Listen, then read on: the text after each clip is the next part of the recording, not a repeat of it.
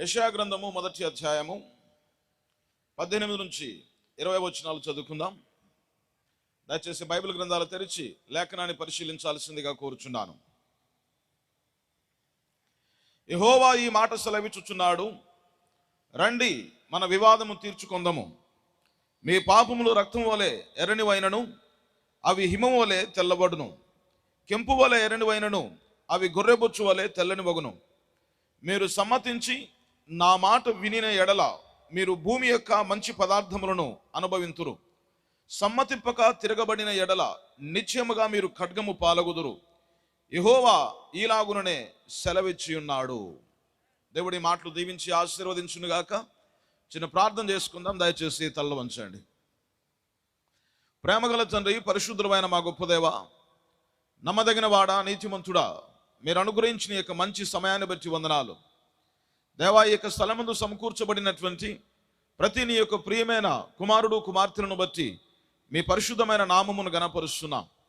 నీ ప్రజలకు వాక్యమును అందించాలనే గొప్ప తృష్ణ చేత ఎంతో ప్రయాసకు తండ్రి ఓర్చి కూడా ఈ యొక్క స్థానిక సంఘము వారి యొక్క సంఘ కాపరి రాజుగారు ఏర్పాటు చేసినటువంటి ఈ కూటాలను బట్టి మీకు స్తుతులు చెల్లిస్తున్నాం దేవా. వారు నీ ప్రజలకు వాక్యం అందించాలనే తపన చేత తీసుకున్నటువంటి శ్రద్ధ, వారు చేసినటువంటి త్యాగమును బట్టి వారిని ఆశీర్వదించండి దేవా. కొద్దిమంది అయినా నీ రాజ్యం వైపుకు మళ్ళీ వాక్యం యొక్క సత్యాన్ని గ్రహించి అంగీకరించి తమ జీవితాన్ని మీకు సమర్పించుకున్నట్లయితే అంతకు మించిన ప్రతిఫలం ఇంకోటి ఉండదని మాకు తెలుసు నాయన.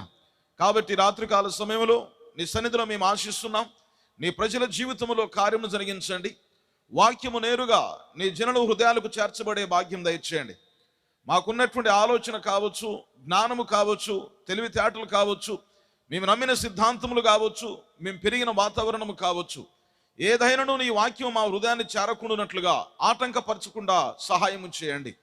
నిత్యముగా మా హృదయంలో నీ వాక్యము ఫలించబడి అభివృద్ధి చెంది నీ నిమిత్తమై అనుకూలమైన ఫలమును ఫలించే భాగ్యమును దయచేయండి. నీ దీనదాసునైన నన్ను నీ చేతికి అర్పిస్తున్నాను దేవా. ఈ బలహీనను వాడుకొని నీ ప్రజలతో మాట్లాడండి. ఇంతవరకు పాటల చేత నీ నామను గణపరుచుంటుండగా నీ ప్రజలు నిన్ను స్తుతించిన విధానాన్ని బట్టి మీ యొక్క నామమును మహింపరుస్తున్నాం. మరలా ఓసారి నిత్యముగా మా మధ్య మీరు సంచరిస్తున్నారని, మా మధ్య మీరు జీవిస్తున్నారని నమ్ముచున్నాము నాయన. నిత్యముగా మా మధ్య నీ కార్యములు జరిగించండి. వాక్యము వెలువడుతుండగా దేవా, యొక్క లేఖనము నీ ప్రజల జీవితాన్ని తాకినప్పుడు బాధల్లో ఉన్నవారు ఆదరణ పొందుకునేలాగున, అనారోగ్యంతో ఉన్నవారు స్వస్థత పొందుకునేలాగున, రక్షణ లేని వారు రక్షించబడులాగున సహాయం చేయండి. ఈ కూడిక మా జీవితంలో ఒక గొప్ప ఫలప్రదమైన కూడికగా ఉండే భాగ్యమును దయచేయమని మా ప్రభు రక్షకుడైన యేసుక్రీస్తు యొక్క ఘనమైన నామములో ప్రార్థిస్తున్నాము. ఆమేన్. అందరూ కూర్చోనండి.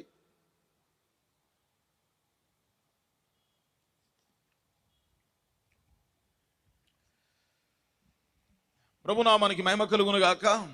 హల్లెలూయా, హల్లెలూయా. ఈ రాత్రికాల సమయంలో ప్రియులారా, మొన్న మొదటి రోజు చెప్పినటువంటి కొన్ని విషయాల్ని జ్ఞాపకం చేస్తూ ఈ వర్తమానాలకు మనం వెళ్దాం. పాస్టర్ గారు చెప్పారు, మా ప్రాంతంలోని ప్రజలు సమయము, ఆకలి, పరిస్థితులను చూడక దేవుని వాక్యం పట్ల ఎంతో ఆసక్తి కలిగి ఉంటారు. మీరు వాక్యం చెప్తుండాలే తప్ప వాక్యాన్ని వినే విషయంలో విసుగు చెందరు అని చెప్పేసి ముందుగా నాకు చెప్పారు. అది మొదటి రోజు కూటమిలోనే నేను దాన్ని గమనించాను, అనుభవించాను కూడా. నిజంగా వాక్యం పట్ల ప్రజలు కలిగి ఉన్నటువంటి ఆసక్తి ఎంత గొప్పదంటే, మీరు వాక్యం కోసము తృష్ణగొని వాక్యమును వినాలనే ఆసక్తి కలిగి ఉన్నప్పుడు సేవకులు మీకోసం ఎంతైనా త్యాగం చేయగలుగుతారు.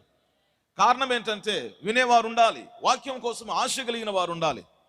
కాబట్టి రాత్రికాల సమయంలో కూడా మీరు ఎంతో ఆసక్తిగా దేవుని యొక్క వాక్యాన్ని ఆలకిస్తానికి ఇక్కడ కూర్చున్నారు గనక నిత్యముగా దేవుడు మీతో మాట్లాడబోచున్నాడు. ఆమేన్. కాబట్టి ప్రియులారా, గత మొదటి రోజు కూటమిలో మన క్రైస్తవ సమాజంలో ఉన్నటువంటి అత్యంత బాధాకరమైనటువంటి ఒక కన్ఫ్యూషన్, దేవుడు అనగా ఎలా ఉంటాడు, ఎట్లా ఉంటాడు, ఎంతమంది అనేటటువంటి ఒక చిన్న కన్ఫ్యూషన్లో క్రైస్తవ సమాజము కొన్ని వందల సంవత్సరాల నుంచి కొట్టుమిట్టాడుతూ ఉంది. అయితే దేవుడు ఎన్నడూ కూడా తన ప్రజల్ని గందరగోళంలో విడిచిపెట్టేవాడు కాదు. ఎందుకనగా ఆయన కరుణా సంపన్నుడై ఉంటున్నాడు. తన ప్రజలకు ఎల్లప్పుడూ కూడా తన వాక్యాన్ని స్పష్టంగా దేవుడు బోధిస్తాడు. అందుకనే యోహాను సువార్తలో రాయబడి ఉన్నది, ఆయన లోకమునకు వెలుగై ఉన్నాడు, కానీ చీకటి దాన్ని గ్రహించకుండెను. అయితే ఆ యొక్క వెలుగు లోకానికి జీవాన్ని కలిగిస్తున్నది. అయితే ఈ రాత్రికాల సమయంలో కూడా ప్రారంభం నుంచి దేవుడు తన వాక్యం యొక్క సత్యాన్ని ఉన్నది ఉన్నట్లుగా తన ప్రజలైన వారికి అందిస్తున్నాడు. కానీ వారు కలిగి ఉన్నటువంటి సొంత జ్ఞానం కావచ్చు, వారు పెరిగినటువంటి వాతావరణం కావచ్చు, ఆ వాక్యం యొక్క సత్యాన్ని గ్రహించలేకుండా వారిని అడ్డుకున్నది. యేసుక్రీస్తు వారు శరీరధారిగా వచ్చినప్పుడు కూడా ఆయన దేవుని కుమారుడని, ఆయన లోకం నిమిత్తమై రక్తము కార్చడానికి వచ్చినటువంటి దేవుని గొర్రెపిల్ల అన్న సంగతి తెలిసి కూడా వారు ఆయన్ని అంగీకరించలేకపోయినారు. వారు ఆయన్ని సిలువేస్తానికి ఇష్టపడ్డారే తప్ప, తర్వాత ఒక బందిపోటు దొంగ అయినటువంటి బరబ్బాని విడిపించమని కేకలు పెట్టినారే తప్ప, దేవుడు శరీరధారిగా వచ్చినప్పుడు ఆయన రక్షకునిగా అంగీకరిస్తానికి వాళ్ళ మనస్సు, వాళ్ళ సిద్ధాంతాలు, వారు పెరిగిన వాతావరణము అంగీకరించలేదు. చివరికి వాళ్ళు అన్నారు, ఆ నీతిమంతుని యొక్క రక్తము మా మీదను మా పిల్లల మీదను ఉండునుగా కానీ పలికి ఆయనను సిలువకు అప్పగించినారే తప్ప, యేసు క్రీస్తు అనగా సజీవుడైన దేవుని యొక్క వాక్య విషయం లోపల వాళ్ళు ఏ మాత్రము కూడా గ్రహింపు కలిగి లేకుండా జీవించినారు. కానీ ఆయన సెలవిచ్చినాడు, ఇదిగో తండ్రి, వీరేమి చేయుచున్నారో వీరు ఎరుగురు గనక వీరిని క్షమించండి అని చెప్పేసి ప్రార్థన చేసినాడు. కాబట్టి ఈ రాత్రికాల సమయంలో కూడా వాక్యం యొక్క సత్యము చాలా స్పష్టంగా కనబడుచున్నది. అది మరుగు చేయబడలేదు, మర్మాయుక్తముగా మనం గ్రహించకుండానట్లుగా మన హృదయానికి ఎంతో దూరంలో లేదండి. వాక్యము వాక్యముగానే కనబడుచున్నది, కానీ మన జ్ఞానము, మన తెలివితేటలో వాక్యాన్ని గ్రహించకుండా ఉన్నాయి. కాబట్టి దేవుడు అనగా ఏమిటి? మనకంటూ సొంత అభిప్రాయాలు ఉన్నా సరే, దేవుడు మన దగ్గరకు వచ్చి తనను తాను బయలుపరుచుకున్నప్పుడు ఆ నిజమైన సత్యాన్ని గ్రహిస్తానికి కావలసిన మనసు మనం కలిగి ఉండాలి. ఎప్పుడైతే ఆ మనసును కలిగి ఉంటామో ఆయన తన వాక్యమును ఆధారం చేసుకుని మనతో మాట్లాడతాడు. కాబట్టి ఈనాడు సమాజంలో, క్రైస్తవ సమాజంలో అనేక రకాల అభిప్రాయాలు, భిన్నమైన అభిప్రాయాలు ఉన్నాయి. ఈ భిన్నమైన అభిప్రాయాలు ఏంటంటే, దేవుడంటే ఒకడే అని కొంతమంది, దేవుడంటే ఇద్దరు అని కొంతమంది, దేవుడంటే ముగ్గురు అని కొంతమంది, కొంతమంది అయితే కొంచెం అడుగు ముందుకేసి దేవుడు అనగా నలుగురు అనేటటువంటి ఒక దురభిప్రాయాలు కలిగి జీవిస్తున్నారు. ఆ ప్రకారంగా వాళ్ళు ఆరాధన చేసేటప్పుడు దేవుడు ముగ్గురులో ఒకడని, ఒకరిలో ముగ్గుడని అనేక విధాలైనటువంటి ఆలోచన విధానం చేత దైవత్వాన్ని సమీపించలేకపోతున్నారు. అయితే దాన్ని బట్టి మనం ఏం చేసినాము, మొదటి రోజు కూటంలో బైబిల్ గ్రంథంలో మనకంటూ కొంతమంది పితరులు ఉన్నారు, మనకంటూ కొంతమంది ప్రవక్తలు ఉన్నప్పుడు వాళ్ళని మనం అడిగాం. ఏమని అడిగినాము? మన దగ్గర ఉన్నటువంటి సేవకులు కాదు, మనకున్నటువంటి అయ్యగారులు కాదు, మనకున్న బిషప్పులు కాదు, మనకున్నటువంటి రెవరెండ్లు కాకుండా బైబిల్లో పేర్కొనబడినటువంటి వారిని అడిగితే వారికి దేవుడు ఎలా కనబడ్డాడో తెలుసుకుందామనే ప్రయత్నం చేత మనం లేఖనాన్ని పరిశీలిస్తే మొట్టమొదటిగా అబ్రహామును అడిగాం. ఏమన్నామయ్యా, అబ్రహాము గారు, మీరు పితరులు, తర్వాత మీరు విశ్వాసులకు తండ్రి గనక మేము చూస్తే మాకు ముగ్గురు నలుగురు కనబడుతున్నారు, దేవుడు మీరు చూశారు కదా. ఎందుకంటే అబ్రహాముకు దేవునితో చాలా సన్నిహితమైన సంబంధం ఉన్నది. ఆయన గురించి దేవుడు ఏమన్నాడంటే, అబ్రహాము నా స్నేహితుడు అని చెప్పేసి అన్నాడు. అబ్రహాము దేవుని స్నేహితుడు గనక, మనకంటే అలాంటి బిరుదులు లేవు గనక, అబ్రహాము దేవునితో ప్రత్యేకంగా గడిపాడు కాబట్టి, దేవునితో పర్సనల్ గా రిలేషన్ కలిగి ఉన్నాడు గనక, అబ్రహాము దగ్గరికి వెళ్ళి అడిగితే అబ్రహాము ఆదికాండం 18వ అధ్యాయంలో ఏమని చెప్పినాడు? నేను చూసినప్పుడు నాకు ఒకే దేవుడు కనిపించాడు అన్నాడు. అంతేనా? అబ్రహాముకి ఎంతమంది కనిపించారట? ఒకే దేవుడు కనిపించినాడు. తర్వాత మనం ఏం చేసినాము? దానియేలు దగ్గరికి వెళ్ళాం. దానియేలు గారు, నీ గురించి దేవుడు సాక్ష్యం ఇచ్చినాడు ఏమని? దానియేలు, నీవు నాకు బహుప్రియుడవు అని చెప్పేసి అన్నాడు. కాబట్టి దానియేలు గురించి దేవుడు సాక్ష్యం ఇస్తే ఆ సాక్ష్యం పొందుకున్న దానియేలు ఖచ్చితంగా నిజమే చెప్తాడు, అబద్ధము చెప్పడు అనేటటువంటి గొప్ప నమ్మకము చేత దానియేలు ప్రశ్నిస్తే దానియేలు వాక్యములో, దానియేలు గ్రంథంలో ఏమని చెప్పాడు? ఆయన చూడగా ఆయన దగ్గరికి ఒకే దేవుడు దిగొచ్చినాడట. హల్లెలూయా. తర్వాత మనం మోషే దగ్గరికి వెళ్ళాం. మోషే ఎవరండి? మోషే నా ఇల్లంతట్లో నమ్మకమైన దాసుడు అని చెప్పేసి అన్నాడు. తర్వాత మోషే సాత్వికుడు అని చెప్పేసి బిరుదు పొందుకున్నాడు. కాబట్టి దేవుని ఇల్లంతట్లో నమ్మకమైన మోషే కాబట్టి అబ్రహాం ఏం చెప్పాడో, దానియేలు ఏం చెప్పాడో మనకు తెలియదు. కానీ డైరెక్ట్ గా మోషేని అడిగితే, మోషే ఎవరండి? ధర్మశాస్త్రాన్ని తీసుకొచ్చినటువంటి గొప్ప ప్రవక్త ఆయన. కాబట్టి ఆ మోషే దగ్గరికి వెళ్ళి, మోషే గారు, మీరు దేవుణ్ణి చూసినప్పుడు మీకు ఎంతమంది కనబడ్డారంటే, అయ్యా నేను ఎంత ప్రయత్నం చేసినా నాకు ఒక్క ఆయనే కనిపించినాడు తప్ప ఇద్దరు ముగ్గురు కనబడలేదని చెప్పేసి దానియేలు చెప్పేసి మోషే చెప్పినాడు. అంతేనా? చాలా మంది అంటారు ఒక్కలే కాబట్టి వాళ్ళకు ఒక్కలే కనిపించినారు అలాగని చెప్పేసి మనము ఇంకొక అడిగేసి ముగ్గురు దగ్గరికి వెళ్ళి అడిగినాం.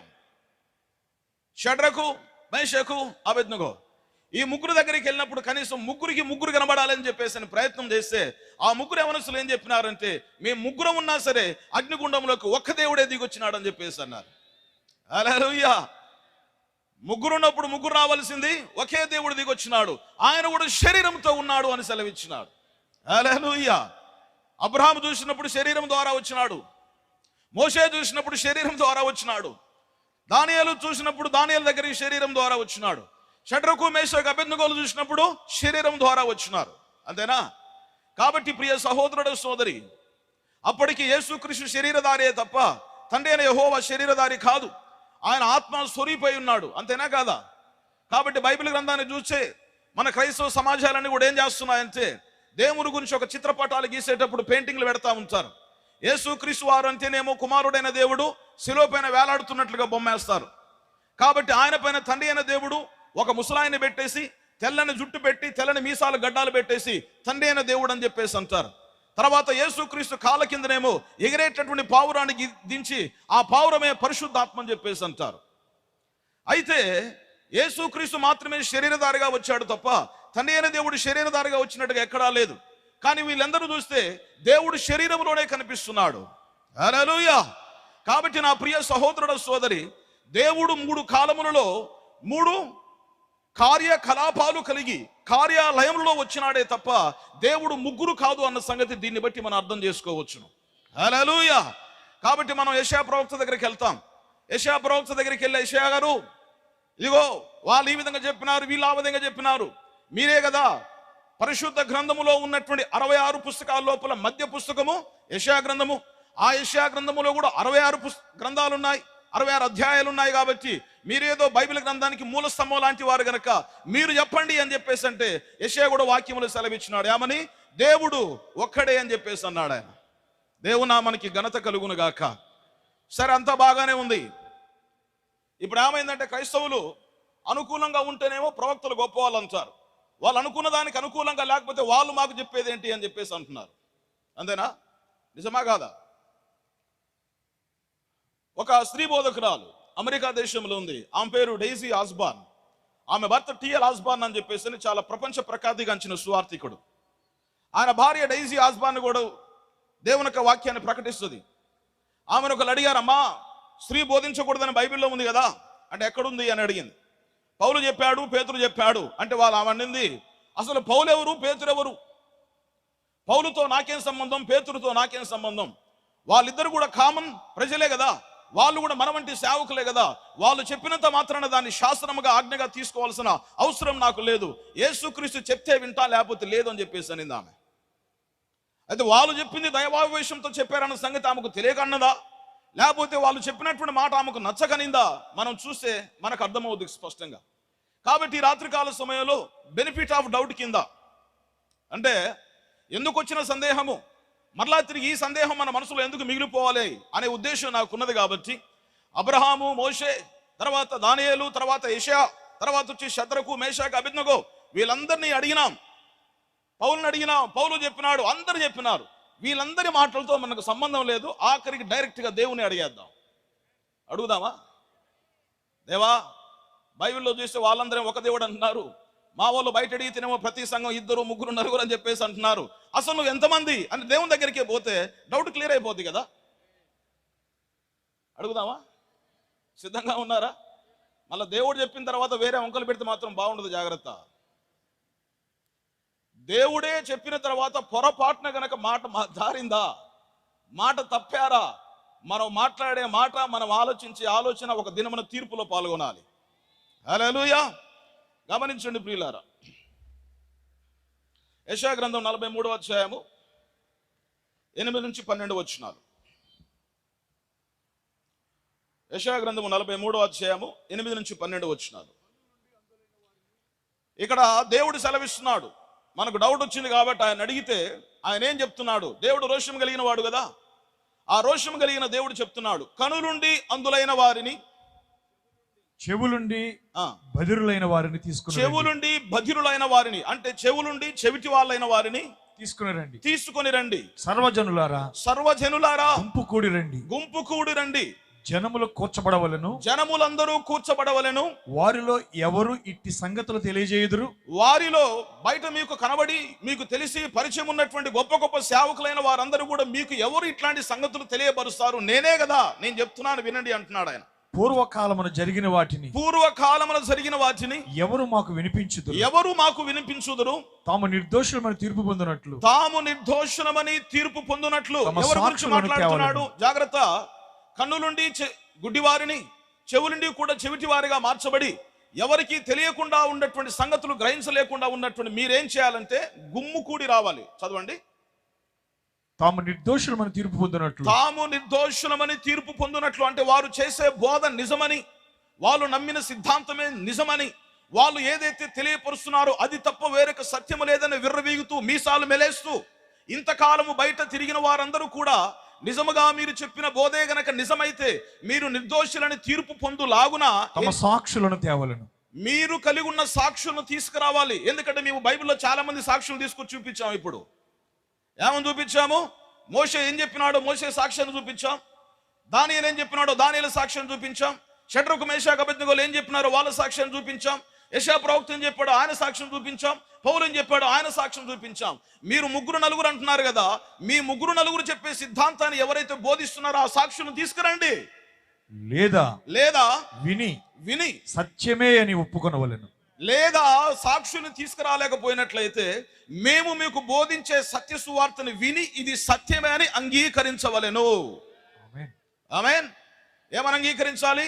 మీరేదో తలకాయ కింది పెట్టి కాలు పైకి పెట్టి యజ్ఞం చేయమని మేము చెప్పట్లే, లేకపోతే మాకు ఫైన్లు కట్టండి అని చెప్పేసి మీ దగ్గర డబ్బులు అడగట్లే. మేము చెప్పేది వాక్యానుసారంగా ఉన్నదని విని నమ్మండి చాలు. ఏం చెప్తున్నాడు ఆయన? మీరు తెలుసుకొని నన్ను నమ్మి నేనే ఆయనని గ్రహించినట్లు మీరు నేను ఏర్పరచుకున్న సేవకుడు నాకు సాక్షులు. నాకు ముందుగా ఏ దేవుడు నిర్మించబడలేదు. ఇక్కడ గమనించండి, ఆయన సాక్ష్యం ఇస్తున్నాడు. నాకు ముందుగా ఏ దేవుడును నిర్మింపబడలేదు, నా తరువాత ఏ దేవుడును ఉండడు. హల్లెలూయా.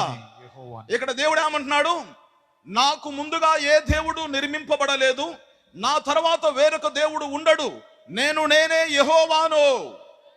హల్లెలూయా. నేను తప్ప వేరొక రక్షకుడు మీకు లేడు.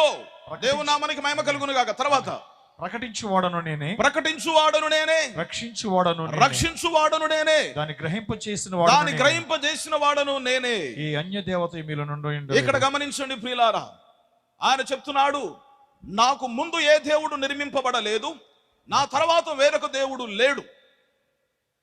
ఏమంటున్నాడు ఆయన? ఆయనకు ముందు వేరే వాళ్ళు లేరు, ఆయన తర్వాత వేరే వాళ్ళు రారు.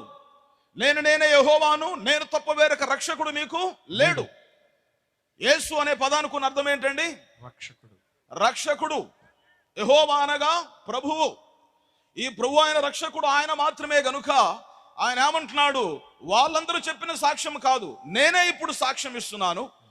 నాకు ముందుగా ఏ దేవుడు నిర్మింపబడలేదు, నా తర్వాత వేరొక దేవుడు లేడు, నేనే మీకు రక్షకుడినై ఉంటున్నాను. మరియు ప్రకటించిన వాడను నేనే, రక్షించిన వాడను నేనే. ఏమని ప్రకటించినాడట? భూలోక నివాసులారా యెహోవాను చూచి రక్షణ పొందుడి అని ప్రకటించింది ఎవరు? ఆయనే. తర్వాత రక్షించిన వాడను నేనే, శరీరధారిగా వచ్చి సొంత రక్తాన్ని కార్చి శిలువ పైన మరణించి విమోచించి రక్షించిన యేసు కూడా ఆయనే. దాన్ని గ్రహింప చేయువాడను కూడా నేనే. దేవుడు ఆత్మగా దిగవచ్చి ఆ పరిశుద్ధాత్మ మన లోపల నివాసము చేసి దేవుడు బోధించే వాక్యమును గ్రహించులాగన మన హృదయాలు తెరిచిన వాడు కూడా ఆయనే. ప్రకటించిన యెహోవాను నేనే, రక్షించిన యేసు క్రీస్తును నేనే, గ్రహింపజేసిన పరిశుద్ధాత్ముడును కూడా నేనే. ఆమేన్. హల్లెలూయా. కాబట్టి నా ప్రియ సహోదరుడ సహోదరి, ఈ రాత్రి కాల సమయంలో మీరు గనక సాక్షులు కలిగి ఉన్నట్లయితే, దేవుడు 3 అని చూడగలిగిన సాక్షులు ప్రపంచం మొదలుకొదిన ఈ రోజు వరకు ఎవరైనా ఉన్నట్లయితే సాక్షులను తీసుకురండి. ఇక్కడే కూర్చుందాం, రాత్రైనా కూర్చుందాం, పగలైనా కూర్చుందాం, వారమైనా కూర్చుందాం, నెలైనా కూర్చుందాం. మీరు సాక్షిని తీసుకురాకున్నట్లయితే మేము వాక్యమును బట్టి బోధిస్తున్న వాక్యము సత్యమని విని నమ్మవలసినదే. Hallelujah. It's an open challenge. ఎందుకోసం అంటే ప్రియులారా, ఇది మాట్లాడేది నేను కాదు, సజీవుడైన దేవుడు మాట్లాడుచున్నాడు. ఆయన ఏమంటున్నాడు? నేనే, నా ముందు లేరు, నా తర్వాత వేరొక దేవుడు లేరు. కాబట్టి నా ప్రియ సహోదరుడ సోదరి, ఎన్నాళ్ళ మట్టుకు మనం 2 తలంపుల మధ్య జీవిద్దాం? ఎన్నాళ్ళ మట్టుకు దేవుని విషయం లోపల గ్రహింపు లేకుండా నివాసం చేద్దాం? దయచేసి ఈ రాత్రికాల సమయంలో ప్రియులారా, దేవుడు ఎన్నడూ వెక్కిరించబడడు. దేవుడు ఎన్నడూ కూడా ప్రజలని కన్ఫ్యూజన్ లోపల నిలబెట్టడు. దేవుడు తన ప్రజలకు స్పష్టంగా కనిపిస్తున్నాడు, స్పష్టంగా తన వాక్యాన్ని అందిస్తున్నాడు. ఆమేన్. చాలా మంది అంటారు ఆ దేవుడు పైన ఉంటాడండి, యేసుక్రీస్తు కిందికి వచ్చాడండి. బైబిల్లో మనం జాగ్రత్తగా గమనిద్దాం ప్రియులారా. యేసుక్రీస్తు వారు బాప్తిసం తీసుకుంటానికి యోర్దాను నది దగ్గరికి వచ్చిన తర్వాత ఆయన యోహాను ద్వారా బాప్తిసం పొందేటప్పుడు ఆయన బాప్తిసం పొందుకొని అక్కడికి వచ్చిన తర్వాత ఆకాశం నుంచి ఒక స్వరం వినబడుతుంది. పరిశుద్ధాత్మ పౌరం వలె ఆయన మీదికి దిగి వచ్చింది. హల్లెలూయా. పరిశుద్ధాత్మ పౌరం వలె యేసుక్రీస్తు మీదికి దిగి వచ్చినప్పుడు చాలా మంది బొమ్మలు గీస్తున్నారు. యేసుక్రీస్తు కాళ్ళ కింద పావురం ఎగురుతా ఉంటుంది. యేసుక్రీస్తు తలపైన ముసలైన గడ్డం పెట్టుకుని చేతులు ఇట్లా పెట్టి నిలబడతాడు. పరిశుద్ధాత్మ అంటే పావురం కాదు ప్రియులారా. బైబిల్లో ఏమని రాయబడి ఉన్నదంటే పరిశుద్ధాత్మ మనుష్యాకారంగా పావురం వలె దిగి వచ్చెను అని రాయబడి ఉన్నది. మత్తయి సువార్తలు గమనించండి. మనుష్యాకారములో దేవుని యొక్క ఆత్మ ఉన్నది, పావురం వలె దిగి వచ్చింది. It's like a flying dove. ఎగురుచున్నటువంటి పావురం వలె దిగి వచ్చిందే తప్ప దిగి వచ్చింది పరిశుద్ధాత్మ అంటే పావురం కాదు అక్కడ. తర్వాత అంటారు ఇదిగో యేసుక్రీస్తు ఒడ్డున నిలబడితే ఆకాశం నుంచి దేవుడు మాట్లాడినాడు కదా. అట్లాంటప్పుడు యేసుక్రీస్తు ఇక్కడ ఉన్నప్పుడు ఆకాశం నుంచి దేవుడు ఎట్లా మాట్లాడతాడు? అక్కడ ఒక ఆయన ఇక్కడ ఒక ఆయన ఉండాల్సిందే కదా అనేటటువంటి సందేహాలు వస్తాయి. కానీ బైబిల్ గ్రంథం ఏం చెప్తుందో గమనించండి. నెహెమ్యా గ్రంథము 9వ అధ్యాయము 13వ వచనం.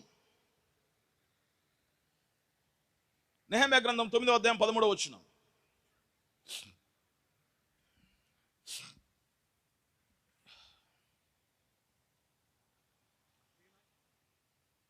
సీనాయి పర్వతం మీదకి దిగి వచ్చి దేవుడు సీనాయి పర్వతం మీదకి దిగి వచ్చి ఆకాశం నుండి వారితో మాట్లాడి, గమనించండి జాగ్రత్తగా. God came down to the Mount Sinai. ఈ సీనాయి పర్వతం మీదకి దేవుడు దిగి వచ్చి ఆకాశం నుండి వారితో మాట్లాడి వారికి నీతియుక్తమైన విధులను సత్యమైన ఆజ్ఞలను మేలుకరములైన కట్టడములను ధర్మములను నీవు దయచేసితివి. హల్లెలూయా. ఆమేన్. ఇక్కడ రాయబడిన కార్యము జరిగినటువంటి సంఘటన ఏంటంటే దేవుడు సీనాయి పర్వతం మీదకి దిగి వచ్చినాడు. దిగి వచ్చిన దేవుడు ఎక్కడి నుంచి మాట్లాడాలా? సీనాయి పర్వతం మీదకి దిగి వచ్చిన దేవుడు సీనాయి పర్వతం నుంచే మాట్లాడాలి కదా. అంతేనా కాదా అండి? నిజం చెప్పండి. నిజం కూడా సంశయిస్తూ చెప్పాల్సిన పనిలే. నేనున్నాను మీతో పాటు కలిసి కింద నేను ఒక చైర్లో కూర్చున్నాను. పాస్టర్ గారు నన్ను పైకి ఆహ్వానించిన తర్వాత వేదిక మీదకి వచ్చాను. వేదిక మీదకి ఎక్కినటువంటి జాన్పాల్ గారు ఎక్కడి నుంచి మాట్లాడాలి? వేదిక మీద నుంచే మాట్లాడాలి. అది కరెక్ట్. అయితే ఇక్కడ దేవుడు సీనాయి పర్వతం మీదకి దిగివచ్చున్నాడట. దిగివచ్చిన దేవుడు ఎక్కడి నుంచి మాట్లాడుతున్నాడట? ఆకాశం నుంచి మాట్లాడుతున్నాడు. దేవుడు సర్వాంతర్యామి అని బైబిల్ అందుకనే సెలవిస్తుంది. హల్లెలూయా. సర్వాంతర్యామి అయిన దేవుడు ఆయన పర్వతం మీద నిలబడి ఉండి ఆకాశం నుంచి మాట్లాడగలడు. ఆకాశంలో ఉండి ఆయన పర్వతం నుంచి మాట్లాడగలడు. ఎందుకనగా ఆయన సర్వాంతర్యామి. హి ఈజ్ ఓమ్నిప్రెసెంట్, సర్వాంతర్యామి. కాబట్టి ప్రియులారా, లేఖనం మనకు స్పష్టమైనటువంటి ఆధారాలు, లేఖనం మనకు స్పష్టమైనటువంటి అవగాహన కల్పిస్తుంది. మనము నేను మొదటి రోజు చెప్పినాను, వాక్యాన్ని మనము లేఖనమును పరిశోధించాలంటే పాత నిబంధన క్రొత్త నిబంధన అనమాట మన రెండు నేత్రముల చేత చూస్తే వాక్యములో దేవుడు స్పష్టంగా కనిపిస్తాడు ఒక్కడిగానే. కానీ కళ్ళ కింద ఏలు పెట్టుకుని గుడ్డలో గుచ్చుకొని కళ్ళ లోపల ఏలు పెట్టుకొని కుచ్చుకొని చూస్తే 2, 3, 4 కూడా కనబడతాయి. ఎంత లోతు గుచ్చుకుంటే అన్ని ఎక్కువ మంది కనబడతారు. కాబట్టి కళ్ళు గెలకొద్దండి. ఎట్టి పరిస్థితి లోపల కూడా మనసులు గెలకొద్దు. తెలివితేటలు ప్రదర్శించకూడదు. వాక్యముగానే చూసినప్పుడు వాక్యము చాలా స్పష్టంగా మనకు కనిపిస్తుంది. హల్లెలూయా. కాబట్టి నా ప్రియ సహోదరుడు సహోదరి, సజీవుడైనటువంటి దేవుడు ఎంతో స్పష్టంగా ఎంతో క్లియర్గా ఆయన మాట్లాడుచున్నాడు. ఒకానొక సందర్భంలో ఆయన శిష్యుల దగ్గరికి వచ్చాడు. శిష్యుల దగ్గరికి వచ్చి వాళ్ళని అడుగుతున్నాడు, ఇదిగో జనులు నా గురించి ఏమనుకుంటున్నారు? ప్రజలు నా గురించి ఏమనుకుంటున్నారు? అయ్యా, నీవు ఏలియావని కొందరు అనుకుంటున్నారు, మోషే వంటి ప్రవక్తని కొందరు అనుకుంటున్నారు, ఏదో ఒక ప్రవక్త అనుకుంటున్నారు. ఎందుకంటే ప్రజలకు అభిప్రాయాలు భిన్నంగా ఉన్నాయి. ఎందుకు భిన్నంగా ఉన్న అభిప్రాయాలు అంటే ఆయన ఏలియా కాదు, ఆయన మోషే కాదు, ఆయన ఏ ప్రవక్త కాదు. కానీ వాళ్ళు ఎందుకు అనుకుంటున్నారంటే అది వాళ్ళ లెవెల్ ఆఫ్ అండర్స్టాండింగ్, అర్థం చేసుకునే స్థాయి వాళ్ళది అంతే ఉంది. కాబట్టి వాళ్ళు ఏమనుకుంటున్నారంటే అద్భుతాలు జరుగుతున్నాయి కాబట్టి మామూలు వ్యక్తి కాదు, ప్రవక్త అయి ఉంటాడు, సూచక్రియలు చేస్తున్నాడు కాబట్టి ఈయన ఖచ్చితంగా ఏలియా అయి ఉంటాడు అని వాళ్ళు అనుకుంటున్నారు. ఎందుకంటే ఆ కాలంలో ఏలియా రావలసిన్నదని దేవునికి లేఖనము చెప్పుచున్నది గనక ఖచ్చితంగా ఏదో ఒకటి అయి ఉంటాడని చెప్పేసి వాళ్ళ అభిప్రాయాలు భిన్నంగా కలిగి ఉన్నారు. కానీ వాళ్ళ భిన్న అభిప్రాయాలతో దేవునికి పని లేదు. ఎందుకంటే ఈ శిష్యులు ఆయనతో కలిసి ఉంటున్నారు కాబట్టి, ఆయనతో కలిసి జీవిస్తున్నారు కాబట్టి, ఆయన చివరికి అంటున్నాడు, వాళ్ళు ఈ విధంగా ఆలోచన కలిగి ఉన్నారు సరే, మీరైతే నాతో కలిసి నివాసం చేస్తూ నాతో కలిసి పరిచర్యలో ఉంటున్నారు కదా, మీరేమనుకుంటున్నారు? అందుకనే మొదటి రోజు చెప్పాను, కమ్యూనిస్టుల దగ్గరికి వెళ్ళి పెడితే కమ్యూనిస్టులు అంటారు యేసుక్రీస్తు చాలా గొప్ప విప్లవకారుడు అని చెప్పేసి అంటారు. ఓకే, వాళ్ళ అభిప్రాయం వాళ్ళకు ఉంది. ముస్లిం సోదరుల దగ్గరికి వెళ్తే వాళ్ళు అంటారు యేసుక్రీస్తు ఒక ప్రవక్త అని చెప్పేసి అంటారు. తర్వాత హైందవ సోదరుల దగ్గరికి వెళ్తే యేసుక్రీస్తు కూడా ఒక దేవుడే అని చెప్పేసి అంటారు. Everybody has their own opinions about God. దేవుని పట్ల వారికి సొంత అభిప్రాయాలు ఉన్నాయి. అయితే ఈనాడు క్రైస్తవ సమాజంలో కూడా యేసుక్రీస్తు పట్ల రకరకాల అభిప్రాయాలు ఉన్నాయి. ఏమని? ఆయన రెండో వాడని కొంతమంది అంటారు, తండ్రికి ప్రియమైన కుమారుడని కొంతమంది అంటారు, లేకపోతే ఈయన కూడా ఒక ప్రవక్త అని చెప్పేసి అంటారు, లేకపోతే మంచివాడని చెప్పేసి అంటారు. ఈ అభిప్రాయాలు కాదు. దేవుడు ఎలాంటి వాడో మీరు సొంతంగా రుచి చూసి తెలుసుకోవాలి గనక మీరేమనుకుంటున్నారు నా గురించి? అప్పుడు పేతురు అంటున్నాడు, అయ్యా నీవు సజీవుడగు దేవుని కుమారుడు అయిన క్రీస్తువు. హల్లెలూయా. ఏమంటున్నాడు ఆయన? సజీవుడగు దేవుని కుమారుడు అయిన క్రీస్తువు. అప్పుడు ఆయన అన్నాడు, ఇదిగో సీమోను బర్యోనా, నీవు ధన్యుడవు, రక్త మాంసములు దీన్ని నీకు బయలుపరచలేదు, కానీ పరలోకముందున్న నా తండ్రి దీన్ని నీకు బయలుపరిచినాడు. ఇదిగో నీవు పేతురువు, ఈ బండ మీద నా సంఘమును కట్టుదును, పాతాళ లోక ద్వారములు సైతం ఆ యొక్క సంఘం ఎదుట నిలవనేరవు. ఆమేన్. దేవుడు సెలవిస్తున్న మాటను గమనించండి. ఇదిగో ఈ బండ మీద నా సంఘమును కడతాను, పేతురు మీద కడతానని చెప్పలే. ఇదిగో నీవు పేతురు అని గుర్తు చేస్తున్నాడు. పేతురు అనే పదానికి అర్థం ఏంటిది? రాయి. కానీ దేవుడు ఏమంటున్నాడు? బండ మీద నా సంఘమును కట్టుదును అన్నాడు. కాబట్టి రాళ్ళ మీద దేవుడు కట్టట్లే, పేతురు మీద దేవుడు కట్టట్లే, యోహాను మీద దేవుడు కట్టట్లే, మత్తయి మార్కు లూకాల మీద దేవుడు సంఘాన్ని కట్టట్లే. ఆయన ఎవరి మీద సంఘాన్ని కడుతున్నాడంటే బండ పైన సంఘాన్ని కడుతున్నాడు. ఆ బండ ఎవరో కాదు, వాక్య బయలుపాటైన క్రీస్తే. కాబట్టి ఆయన అంటున్నాడు, ఈ బండ మీద నా సంఘాన్ని కడతాను. నీవైతే పేతురువు జాగ్రత్త, ఎందుకంటే ప్రజలు చాలా తొందరగా అపార్థం చేసుకుంటానికి ముందుంటారు, అర్థం చేసుకుంటానికి చాలా దూరం ఉంటారు. కాబట్టి ఆయన గుర్తు చేస్తున్నాడు, బండ అనేసరికి నువ్వే అనుకునేవు, నువ్వు కాదు బాబు, ఎందుకంటే నువ్వు కేవలం రాయి మాత్రమే. నీవు పేతురువు, నేను బండ మీద సంఘాన్ని కడుతున్నాను. నీకు బయలుపాటు వచ్చినంత మాత్రం నువ్వేం పెద్ద సంఘం నీ మీద కడతానని అనుకోవద్దు. కాబట్టి దేవుడు కరెక్షన్ చేస్తూ చెప్తున్నాడు, ఈ బండ మీద నా సంఘమును కట్టుదును. కాబట్టి మరలా ఒక సందర్భంలో ఆయన వెంబడించిన శిష్యులు, ఆయనతో పాటు కలిసి సేవలో పాల్గొన్న వాళ్ళందరూ కూడా ఆయన వదిలిపెట్టేసి వెళ్ళిపోయినారు. వాక్యాన్ని బోధించడం మొదలుపెట్టిన తర్వాత అప్పటి వరకు ఆయన వెంబడించిన వారు యేసుక్రీస్తుని వెంబడిస్తే లాభాలేంటి? ఇంటికి వెళ్ళాల్సిన పని లేదు, వంట చేసుకోవాల్సిన అవసరం లేదు, కూటమి అయిపోయిన తర్వాత లేట్ అయితే ఆయనే భోజనం పెడతాడు.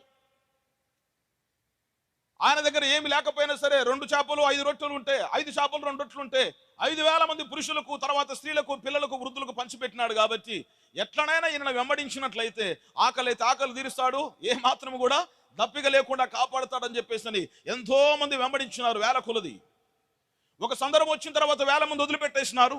ఇంకో సందర్భం వచ్చిన తర్వాత 70 మంది మిగిలి, 70 మందిలో కూడా అందరూ వదిలిపెట్టేసినారు. చివరికి 12 మంది మిగిలినారు. అప్పుడు వాళ్ళని పిలిచి యేసుక్రీస్తు అడుగుతున్నారు, మీరు కూడా నన్ను విడిచి వెళ్ళాలనుకుంటున్నారా? అప్పుడు పేతురు అంటున్నాడు, ప్రభువా మేము ఎవరి యొద్దకు వెళ్ళుదుమో నీవే నిత్య జీవపు మాటలు కలిగిన వాడవు. ఎవరి యొద్దకు వెళ్ళుదుమో మేము, నిత్య జీవపు మాటలు ఎవరి దగ్గర ఉన్నాయి? నీ దగ్గరే ఉన్నాయి. కాబట్టి నిన్ను విడిచి మేము ఎక్కడికి వెళ్ళగలుగుతాం ప్రభువా? దేవుని నామానికి ఘనత కలుగును గాక. హల్లెలూయా. కాబట్టి రాత్రికాల సమయంలో ప్రియులారా, నిత్య జీవపు మాటలు కలిగినటువంటి దేవుడు తన వాక్యమును చాలా స్పష్టంగా మన కళ్ళ ముందు ఆవిష్కరిస్తున్నాడు. కనుక మన సొంత ఉద్దేశములు, సొంత తెలివితేటలు, సొంత జ్ఞానము, మన యొక్క బేస్మెంట్ ఏదైతే ఉందో, ఏ సంస్థలో, ఏ సంఘ శాఖ లోపల మనము సంవత్సరాలుగా పాతుకుపోయి ఉన్నామనేది కాకుండా వాక్యము స్పష్టంగా నీ కళ్ళ ముందు ఆవిష్కరించబడినప్పుడు నీవు గనక నిత్యముగా దేవుని చేత ఎన్నిక చేయబడిన దేవుని కుమారుడు, కుమార్తె అయినట్లయితే వేషణాలన్నీ పక్కకు పెట్టివేసి వాక్యమును యథార్థముగా అంగీకరించినట్లయితే ఈ రోజు నీకు రక్షణ దినము. ఇది నీ రక్షణ దినము. దేవుడు నిన్ను ఈ రోజు కోసం నేను ఏర్పాటు చేసుకున్నాడు. హల్లెలూయా. దేవునా మనకి మహిమ కలుగును గాక. కాబట్టి వాక్యములు ఎక్కడ చూసినా, వాక్యములు ఎక్కడ పరిశీలించినా, తర్వాత పరటంగంలో చూసిన, యోహాను భక్తుడు చూసిన దర్శనములో గమనించిన, ఆకాశములో పరలోకములో ఒక సింహాసనం ఉండెను, ఆ సింహాసనం మీద ఒక్కడు ఆసీనుడై ఉండెను.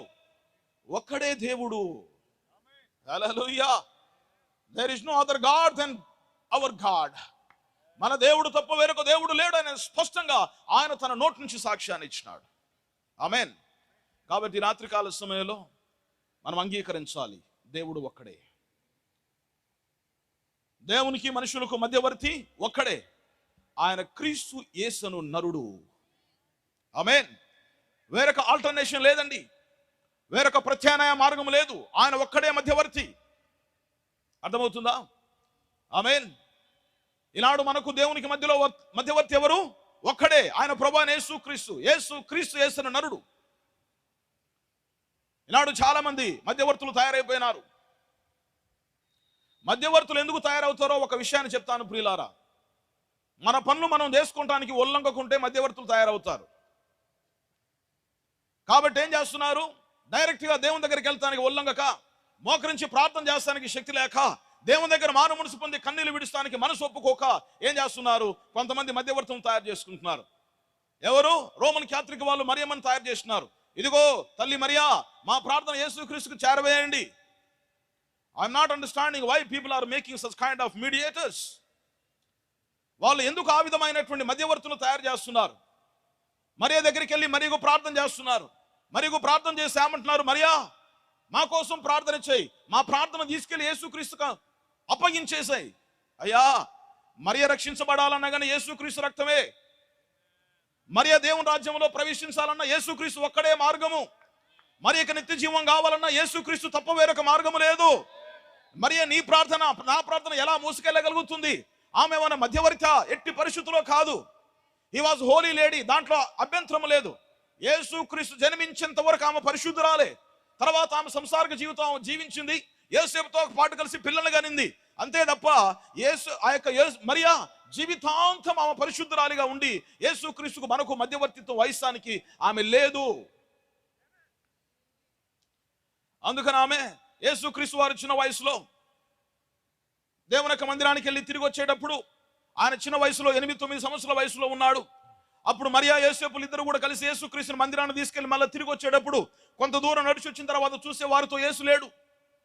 వాళ్ళు ఆశ్చర్యపడిపోయి గాబరపడిపోయో యేసును మనం మర్చి వచ్చినామని చెప్పేసి పరిగెత్తుకుంటూ మరలా తిరిగి మందిరం దగ్గరికి వచ్చి అన్ని ప్రాంతాలు పరిశీలించి చివరికి సమాజ మందిరంలోకి వెళ్ళేసరికి యేసుక్రీస్తు వారు ఏం చేస్తున్నారు? చిన్న బాలుడు అక్కడున్నటువంటి శాస్త్రులు పరిశీలనతో వాక్య విషయంలో తరికిస్తున్నాడు. అక్కడున్న ప్రజలందరూ కూడా ఆయన వాక్య విషయంలో తాను కలిగి ఉన్నటువంటి జ్ఞానాన్ని బట్టి వాళ్ళు ఆశ్చర్యపడుతున్నారట. ఇంత జ్ఞానం ఎక్కడిది బాబుకి, బాలునికి అని చెప్పేసి. అప్పుడు వెంటనే మరియ పరిగెత్తుకుని వచ్చి యేసుక్రీస్తు వారిని కౌగిలించుకుని, మనం తెలుసు కదా పిల్లలు తప్పిన తర్వాత తల్లిదండ్రులు పరిగెత్తుకుని వచ్చి ఎంత ప్రేమను ఒలకబోస్తారో. మొదట్లో ఉండదు జాగ్రత్త, తర్వాత వచ్చేసి గట్టిగా కౌగిలించుకుని, యేసు నీవిక్కడున్నావా? నేను నీ తండ్రి అయినటువంటి యోసేపు నీ గురించి ఎక్కడెక్కడో వెతుకుతున్నాము కదా. నేను నీ తండ్రి అయినా యోసేపు ఎక్కడెక్కడో వెతుకుతున్నాము కదా అన్నప్పుడు యేసుక్రీస్తు ఏమని సమాధానం ఇచ్చాడు? నేను నా తండ్రి పని మీద ఉన్నాను కదా. హల్లెలూయా. ఈమె ఏమనుంది? యోసేపు నీ తండ్రి అయిన యోసేపు నేను కలిసి నీ కోసం వెతుకుతున్నామంటే ఆయన సమాధానం ఏం చెప్తున్నాడు? నేను నా తండ్రి పని మీద ఉన్నాను అంటే ఆయన ఏమని చెప్తున్నాడు సమాధానము? యోసేపు నా తండ్రి కాదు. అర్థమైంది అనుకుంటా. మనలాగా కూర్చొని వారం అంతా తరికించడం కాదు, అక్కడ ఒకే మాటతో సమాధానం చెప్పేసినాడు. తర్వాత ఒకనొక సందర్భంలో ఆయన ఒక గృహంలో కూర్చుని దేవుని వాక్యాన్ని బోధిస్తున్నప్పుడు అక్కడ ఉన్నటువంటి ప్రజలందరూ కూడా వచ్చి గుమ్ము కూడా ఆ ఇల్లంతా నిండిపోయినారు. బయట నుంచి వచ్చిన వారు లోపలికి వెళ్ళాలంటే స్థలము లేదు. లోపలికి వెళ్ళలేని పరిస్థితి లోపల మరియా మరియు తర్వాత తన యొక్క మిగతా కుమారులు అంటే యోసేపు ద్వారా జన్మించినటువంటి మిగతా కుమారులను పట్టుకొని మరియా బయటకు వచ్చేసి ఆమె లోపలికి సిఫారసు పంపించింది. ఆమెని, ఇదిగో నీ తల్లి అయిన మరియా నీ సహోదరులు బయట ఎదురు చూస్తున్నారని చెప్పు అనేసరికి ఆయన ఏమనుకుంటాడు? ఈ వార్త వెళ్ళగానే వామ్మో మా అమ్మ వచ్చింది కాబట్టి, మా బ్రదర్స్ వచ్చినారు కాబట్టి అందరూ పక్క జరిగి వాళ్ళకు దారి వండి అని చెప్పేసి అంటాడేమని ఏమో ఇన్ఫర్మేషన్ లోపలికి పంపించింది. పంపించిన తర్వాత ఒక ఆయన వచ్చేసి అన్నాడు, అయ్యా నీ తల్లి అయిన మరి అంట మరియు నీ సహోదరులట బయట మీకోసం వేచి ఉన్నారు అని చెప్పేసి అన్నారు. అనేసరికి వెంటనే యేసుక్రీస్తు వారు ఏమన్నారు? నా తల్లి ఎవరు, నా సహోదరులు ఎవరు? నా తల్లి ఎవరు, నా సహోదరులు ఎవరు? దేవుని వాక్యమును విని వాటి ప్రకారంగా జరిగించు వీరే నా తల్లి నా సహోదరులు అన్నారు. హల్లెలూయా. మరి మధ్యవర్తి ఎక్కడి నుంచి వచ్చారు? ఎవరు తయారు చేశారు ఈ మధ్యవర్తిని? నా ప్రియ సహోదరుడు సోదరి, మరియ గారు మధ్యవర్తి కాదు, ఆమె మన వంటి ఒక మనిషి. ఆమె కూడా రక్షించబడాలంటే యేసుక్రీస్తు రక్తమే ఆమెకు పరిష్కారం. కాబట్టి మన వలె ఆ మరియ కూడా యేసుక్రీస్తు వారి యొక్క రక్తము చేత కడగబడినదై, ఆయన రక్తము చేత విమోచించబడినదై మనతో పాటు ఆమె కూడా పరలోకములో ఉండబోచున్నది. ఆమేన్. తర్వాత కొంతమంది మధ్యవర్తులు వచ్చినారు. ఎవరు ఈ మధ్యవర్తులు అని చెప్పేసి అంటే, కృష్ణా జిల్లా గుంటూరు మధ్యలో కాకాని అనే ఊరు ఉంటుంది. ఆ కాకాని లోపల ఒక సమాధి ఉంటుంది. సమాధి దగ్గరికి వెళ్ళిపోయి కూర్చుంటారు. అయ్యా సమాధి దగ్గర కూర్చొని ప్రార్థన చేస్తూ ఉంటారు. మా ప్రార్థన వినండి, మా ప్రార్థన వినండి అని. తర్వాత ఆ సమాధి మీద ఉన్నటువంటి మట్టి మొత్తం కూడా గీక్కొని వచ్చేస్తారు. ఆ గీక్కున్నటువంటి మట్టి అంతా కూడా టిఫిన్ బాక్సులు పెట్టుకుని ఇంటికి వచ్చేసి తర్వాత మట్టి తింటారు. ఎందుకోసం అంటే ఒక మధ్యవర్తి అక్కడ సమాధిలో ఉన్నాడట. ప్రియ సహోదరుడు సోదరి, మనకు యేసు క్రీస్తు తప్ప వేరొక మధ్యవర్తి లేరు. ఎందుకోసం చెప్తున్నానో జాగ్రత్తగా వినండి ప్రియులారా.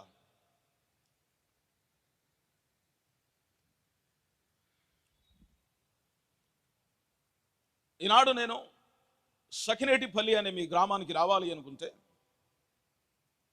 ఈ మండల పరిధికి రావాలంటే, నేను ముందుగా ఎప్పుడో ఒకసారి ఈ ఊరు చూసి ఈ ఊరికి ఎలా ప్రయాణం చేయాలో రూట్స్ అన్ని తెలుసుకొని ఉంటే నేను రాగలుగుతాను. ఎన్నడూ చూడని వారికి, ఎవరికి తెలియని వారికి నేను నాతో పాటు కలిసి తీసుకురాగలుగుతాను. ఒకవేళ నేనే ఎన్నడూ చూడలేదంటే నేను డైరెక్ట్గా రాలేను, నాతో పాటు కలిసి వచ్చిన కొత్త వాళ్ళని తీసుకురాలేను. I must know this place before. రావటానికంటే ముందుగా ఈ స్థలాన్ని నేను ఎరిగి ఉండాలి. అట్లాంటి వ్యక్తి మాత్రమే కొత్త ప్రాంతాలకు వేరే వాళ్ళని తీసుకురాగలుగుతాడు. దయచేసి అర్థం చేసుకుంటాను ప్రయత్నించండి. కొంతమందిని మనకు గైడ్స్ అని చెప్పేసి అంటాం, మార్గదర్శకులు. పురాతన ప్రదేశాలకు వెళ్ళినప్పుడు వాళ్ళు ఏం చేస్తారంటే, వాళ్ళు చరిత్ర బాగా చదివి, వాళ్ళ జ్ఞానం ఉంటే మనం వెళ్తే అక్కడికి వెళ్ళిన తర్వాత ఆ ప్రదేశాలన్నీ కూడా చూపిస్తూ ఉంటారు. ఈ ప్రదేశం యొక్క ప్రాముఖ్యత ఇది, ఈ స్థలం యొక్క ప్రాముఖ్యత ఇది, ఇక్కడ సమాధి ఉంది కదా, ఈ సమాధి వాళ్ళది, తర్వాత ఇంకోటి అని మొత్తం ఎక్స్ప్లెయిన్ చేస్తూ ఉంటారు. ఎందుకంటే వాళ్ళు దాని గురించినటువంటి జ్ఞానం కలిగిన వారు గనక వాళ్ళు చెప్పగలుగుతారు. కాబట్టి ఇక్కడ మధ్యవర్తి అంటే ఇక్కడ ఉన్న మనల్ని తీసుకెళ్ళి అక్కడికి వెళ్ళగలిగిన వాడై ఉండాలి, ఆ స్థలమును చూసిన వారై ఉండాలి, ఆ స్థలము గురించి పరిచయం కలిగిన వారై ఉండాలి. అర్థమవుతుందా? కాబట్టి ఏ అయ్యగారు కానీ, ఏ సమాధులు కానీ, లేకపోతే మరియమ్మ గారు కానీ ఎవరైనప్పటికీ కూడా పరలోక రాజ్యం నుంచి వచ్చిన వారు కాదు, అక్కడికి మనల్ని తీసుకెళ్ళగలిగిన వాళ్ళు కాదు. కేవలం ప్రభు అయిన యేసుక్రీస్తు మాత్రమే. ఆయన అక్కడ ఉన్నవాడై ఉండి మన కోసం దిగి వచ్చినాడు గనక, అర్థమవుతుందా? ఆయన అక్కడ ఉన్నవాడై ఉండి మన కోసం తనను తాను తగ్గించుకొని దిగి వచ్చినాడు గనక ఆయన మాత్రమే మరలా మనల్ని తీసుకుని అక్కడికి చేర్చగలుగుతాడు. మధ్యవర్తి అంటే అదండి. ఏదో ఫోటోలు పెట్టుకున్నంత మాత్రాన కాదు, విగ్రహాలు పెట్టినంత మాత్రాన కాదు. Our mediator must know where we are going. మనం ఎక్కడికి వెళ్ళవలసి ఉన్నదో, ఎక్కడికి వెళ్తున్నామో ఆ స్థలం బాగా ఎరిగిన వాడై ఉండాలి. ఎవరు ఎరిగి ఉన్నారు? యేసుక్రీస్తు మాత్రమే. ఆయన ఏమన్నాడు? నేను ఎక్కడి నుంచి వచ్చినానో మరలా తిరిగి అక్కడికే వెళ్తున్నాను. నేను వెళ్ళి మీకు ఆదరణకర్తయగు పరిశుద్ధాత్మను పంపిస్తాను. ఆ ఆదరణకర్తయగు పరిశుద్ధాత్మ వచ్చినప్పుడు మిమ్మల్ని సర్వ సత్యంలోనికి నడిపిస్తాడు అని సెలవిచ్చినాడు. ఆమేన్. కాబట్టి ఆయనే ఆ స్థలమును ఎరిగిన వాడు, ఆయనే దాన్ని మరియు ఈ స్థలమును, నన్ను మనందరిని సృష్టించిన వాడు గనక యోహాను సువార్త 1వ అధ్యాయంలో రాయబడి ఉన్నది, ఆయన లేకుండా ఏదీ కలగలేదు. ఆయనే సమస్తమైన సృష్టికి కారణభూతుడై ఉంటున్నాడు గనక he is the only person who can be a mediator to us. మనకు మధ్యవర్తిగా ఉండగలిగిన వాడు ఆయన ఒక్కడే. కాబట్టి రాత్రికాల సమయంలో ప్రియ సహోదరుడు సోదరి, నేను మరలా ఒకసారి జ్ఞాపకం చేస్తున్నాను. యథార్థమైన హృదయముతో నన్ను నేను తగ్గించుకుని మీ ముందు నేను బతిమాలుచున్నాను. ఏంటంటే, దయచేసి దేవుని వాక్యమును అంగీకరించకుండానట్లుగా మనల్ని ఆటంకపరిచే మన సొంత జ్ఞానము, సొంత తెలివితేటలు, సొంత సిద్ధాంతాలు, మనం పెరిగిన వాతావరణాలు ఏమున్నా సరే దయచేసి కొంతసేపు పక్క పెట్టండి. ఎందుకంటే వాక్యమే మనకు నిత్య జీవాన్ని ఇస్తుంది. దేవుడే మనకు నిత్య జీవాన్ని ఇస్తాడు. సత్యమే మనల్ని స్వతంత్రులుగా చేస్తుంది తప్ప ఏ సంస్థ, ఏ సిద్ధాంతము, ఏ ఆచారము, ఏ వ్యవహారము, ఏ మనుషుడు, ఏ సమాజము, ఏ సంఘము కూడా మనకు విమోచన ఇవ్వలేదు. కేవలము దేవుడు మాత్రమే ఇవ్వగలుగుతాడు. That is the only way రక్షించబడటానికి. కాబట్టి ప్రియులారా,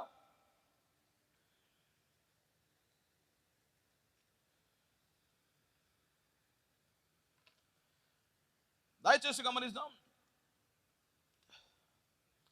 మనం చూసినామన్నా ఎఫెసీయులకు రాసిన పత్రిక 4వ అధ్యాయం 4వ వచనములో విశ్వాసం ఒకటే, ప్రభువు ఒక్కడే, బాప్తిస్మం ఒక్కటే, అందరికీ తండ్రి అయిన దేవుడు ఒక్కడే. అయితే ఇక్కడ దేవుడు ఒక్కడే అనే విషయం మనం చాలా స్పష్టంగా గమనించున్నాం. అయితే ఒక్కడై ఉన్నటువంటి దేవుడు మనకు రక్షణ ఇస్తున్నాడు. రక్షణ ఎలా ఇస్తున్నాడు, ఎలా రక్షణ మనం పొందుకుంటామంటే లేఖనాన్ని చూద్దాం. లూకా సువార్త 24వ అధ్యాయము 45 నుంచి 48 వచనాలు. 45 నుంచి 48 వచనాలు. లూకా సువార్త 24వ అధ్యాయం 24, 45 నుంచి 48. అప్పుడు వారు లేఖనములు గ్రహించినట్లుగా ఆయన వారి మనసును తెరిచి, ఆయన వారి లేఖనములు గ్రహించినట్లుగా వారి మనసులు తెరిచి, క్రీస్తు శ్రమపడి 3వ దినమున మృతుల నుండి లేచిననియు. జాగ్రత్తగా గమనించండి. ఈ మాట ఎవరు చెప్తున్నారండి? ఈ మాట చెప్పేది ప్రభువైన యేసుక్రీస్తు వారు. యేసుక్రీస్తు వారు ఏమని చెప్తున్నారు? ఆయన అంటున్నాడు. నేను అని చెప్పట్లే డైరెక్ట్ గా. నేను చనిపోతాను, తిరిగి 3వ దినాన లేస్తాను అని చెప్పేసి అనట్లేదు. చాలా సందర్భాల్లో ప్రజలు అంటారు, ఆయన గనక దేవుడు తండ్రి లేకున్నట్టయితే తండ్రి అని ఎందుకు పిలుస్తాడు? వాక్యం చూడండి ప్రియులారా, ఆయన ఏమంటున్నాడు? ఆయన వారి మనసు తెరిచి క్రీస్తు శ్రమపడి 3వ దినమున మృతుల్లో నుండి లేచిననియు యెరూషలేము మొదలుకొని సమస్త జనములలో ఆయన పేరట మారు మనస్సును పాప క్షమాపణయు ప్రకటింపబడునని వ్రాయబడి ఉన్నదని. హల్లెలూయా. ఇక్కడ యేసుక్రీస్తు వారు చెప్తున్నారండి. ఈ మాట ముందు చదువుతున్నాను, తర్వాత దీని గురించి మీకు వివరిస్తాను. ఇక్కడ ఆయన ఏం చెప్తున్నాడంటే, ఆయన మృతి పొంది శ్రమపడి మృతి పొంది 3వ దినమున తిరిగి లేచుననియు యెరూషలేము మొదలుకొని ఆయన పేరిట మారు మనస్సు, ఆయన పేరిట పాప క్షమాపణ ప్రకటించబడునని లేఖనములో వ్రాయబడి ఉన్నదని చెప్తున్నాడు ఆయన. ఎవరు చెప్పారు ఆ మాట? యేసుక్రీస్తు వారు చెప్పారు. ఇది ఎవరు కల్పించిన మాట కాదు, యేసుక్రీస్తే చెప్తున్నాడు. యేసుక్రీస్తు పేరిట మారు మనస్సు, యేసుక్రీస్తు పేరిట పాప క్షమాపణ ప్రకటించబడును అని లేఖనంలో రాయబడి ఉన్నది. ఆమేన్. దయచేసి గమనించండి ప్రియులారా. దినవృత్తాంతములు 2వ దినవృత్తాంతములు 7వ అధ్యాయము 14వ వచనం.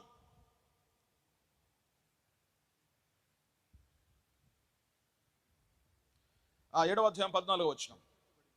నా పేరు పెట్టబడిన నా జనులు తమ్మును తాము తగ్గించుకొని ప్రార్థన చేసి నన్ను వెదకి తమ చెడు మార్గమును విడిచిన ఎడల ఆకాశము నుండి వారి ప్రార్థనను విని వారి పాపమును క్షమించి వారి దేశమును స్వస్థపరచుదును. హల్లెలూయా. ఆమేన్. ఇక్కడ ప్రభువైన దేవుడు చెప్తున్నాడు, నా పేరు పెట్టబడిన నా జనులు. దయచేసి జాగ్రత్తగా వినండి ప్రియులారా, డోంట్ మిస్ ఇట్. దయచేసి దీన్ని పోగొట్టుకొనవద్దు, కోల్పోవద్దు. నా పేరు పెట్టబడిన నా జనులు తమ్మును తాము తగ్గించుకొని ప్రార్థన చేసి నన్ను వెదకి తమ చెడు మార్గములను విడిచిన ఎడల ఆకాశం నుండి వారి ప్రార్థనను ఆలకించి వారి పాపములను క్షమించుదును, వారి దేశమును స్వస్థపరచుదును. ఎవరి గురించి చెప్తున్నాడు ఆయన?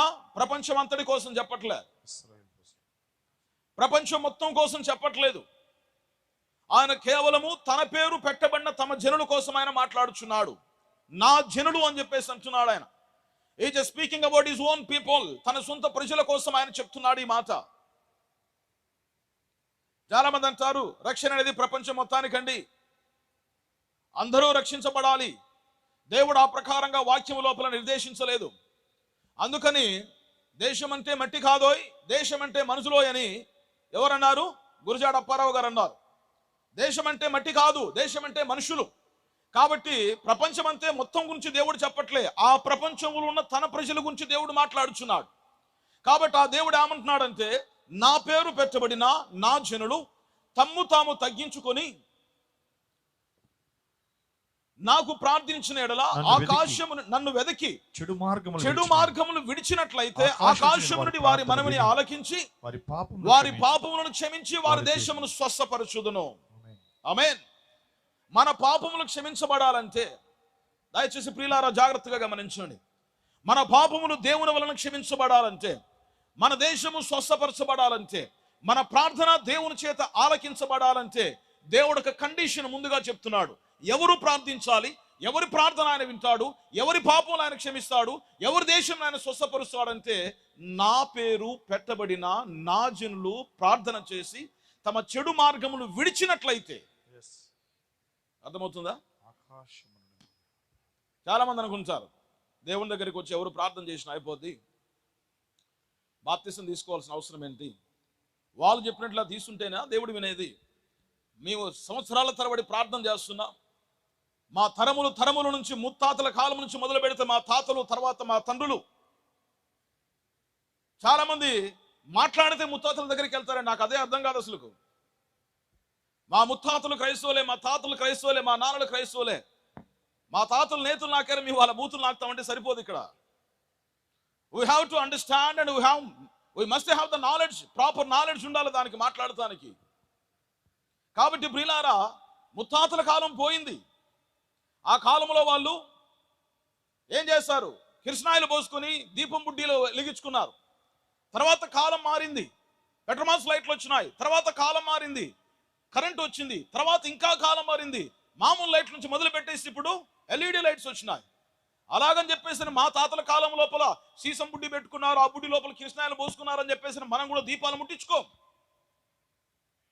కాబట్టి రాత్రికాల సమయంలో దేవుడు నన్ను కనికరించి మన ఈ చివరి కాల సమయం లోపల మన పట్ల ఆయన యొక్క కృపను చూపించి తన వాక్యాన్ని మన కళ్ళ ముందు బయలుపరుస్తున్నప్పుడు మనం ఈ వాక్యాన్ని అంగీకరించాలి, వాక్యాన్ని స్వీకరించాలి. అంతే తప్ప మా తాతలకు లేనప్పుడు మేమెందుకు వస్తామని చెప్పేసి అంటే అది మూర్ఖత్వం తప్ప వేరొకటి కాదది. కాబట్టి ప్రియులారా, వెనుకకు చూడకండి. మీ పట్ల దేవుడు కనిగినటువంటి కృపను బట్టి మీకు నాకు ఈ చివరి కాల సమయంలో అనుగ్రహించినటువంటి యొక్క రక్షణను మనము సంతోషంగా మనం దాన్ని స్వీకరించాలి. కాబట్టి ఆయన అంటున్నాడు, నీవు ప్రార్థించాలన్నా, నీ పాపాలు క్షమించబడాలన్నా, నీ దేశం స్వస్థపరచాలన్నా నీవు ఆయన పేరు పెట్టబడి ఉండాలి. హల్లెలూయా. ఆయన పేరు పెట్టబడిన వారు కూడా ఏం చేయాలట, తమ చెడుతనమును విసర్జించాలి, విడిచిపెట్టాలి. కొంతమందికి ఏమవుతుందంటే వెనకొచ్చినటువంటి కొమ్ముల కంటే కూడా ముందొచ్చినటువంటి చెవుల కంటే వెనకొచ్చిన కొమ్ములు వాడి అంటారు కదా. కొంతమంది మాకు వాక్యం తెలిసింది, మాకు సత్యం తెలిసింది, మేము బాగా ఉన్నాం కాబట్టి మేము ఏం చేసినా నడుసుద్ది చెల్లుద్ది అంటారు. కానీ దేవుడు అన్నాడు, పేరు పెట్టబడితే సరిపోట్లే, వారి చెడుతనమును వదిలిపెట్టాలి. చెడుతనమును వదిలిపెట్టక వాక్య వ్యతిరేకమైన కార్యాలు విసర్జించకుండా నీవు నాకు సత్యం తెలిసింది, వాక్యం తెలిసింది అని చెప్పేసి విర్రవీగితే దేవుడు అన్నాడు, మీరు కాకపోతే దేవుడు అబ్రహాముకు రాళ్ళ వలన పిల్లలు పుట్టిస్తాడని సెలవిచ్చినాడు. హల్లెలూయా.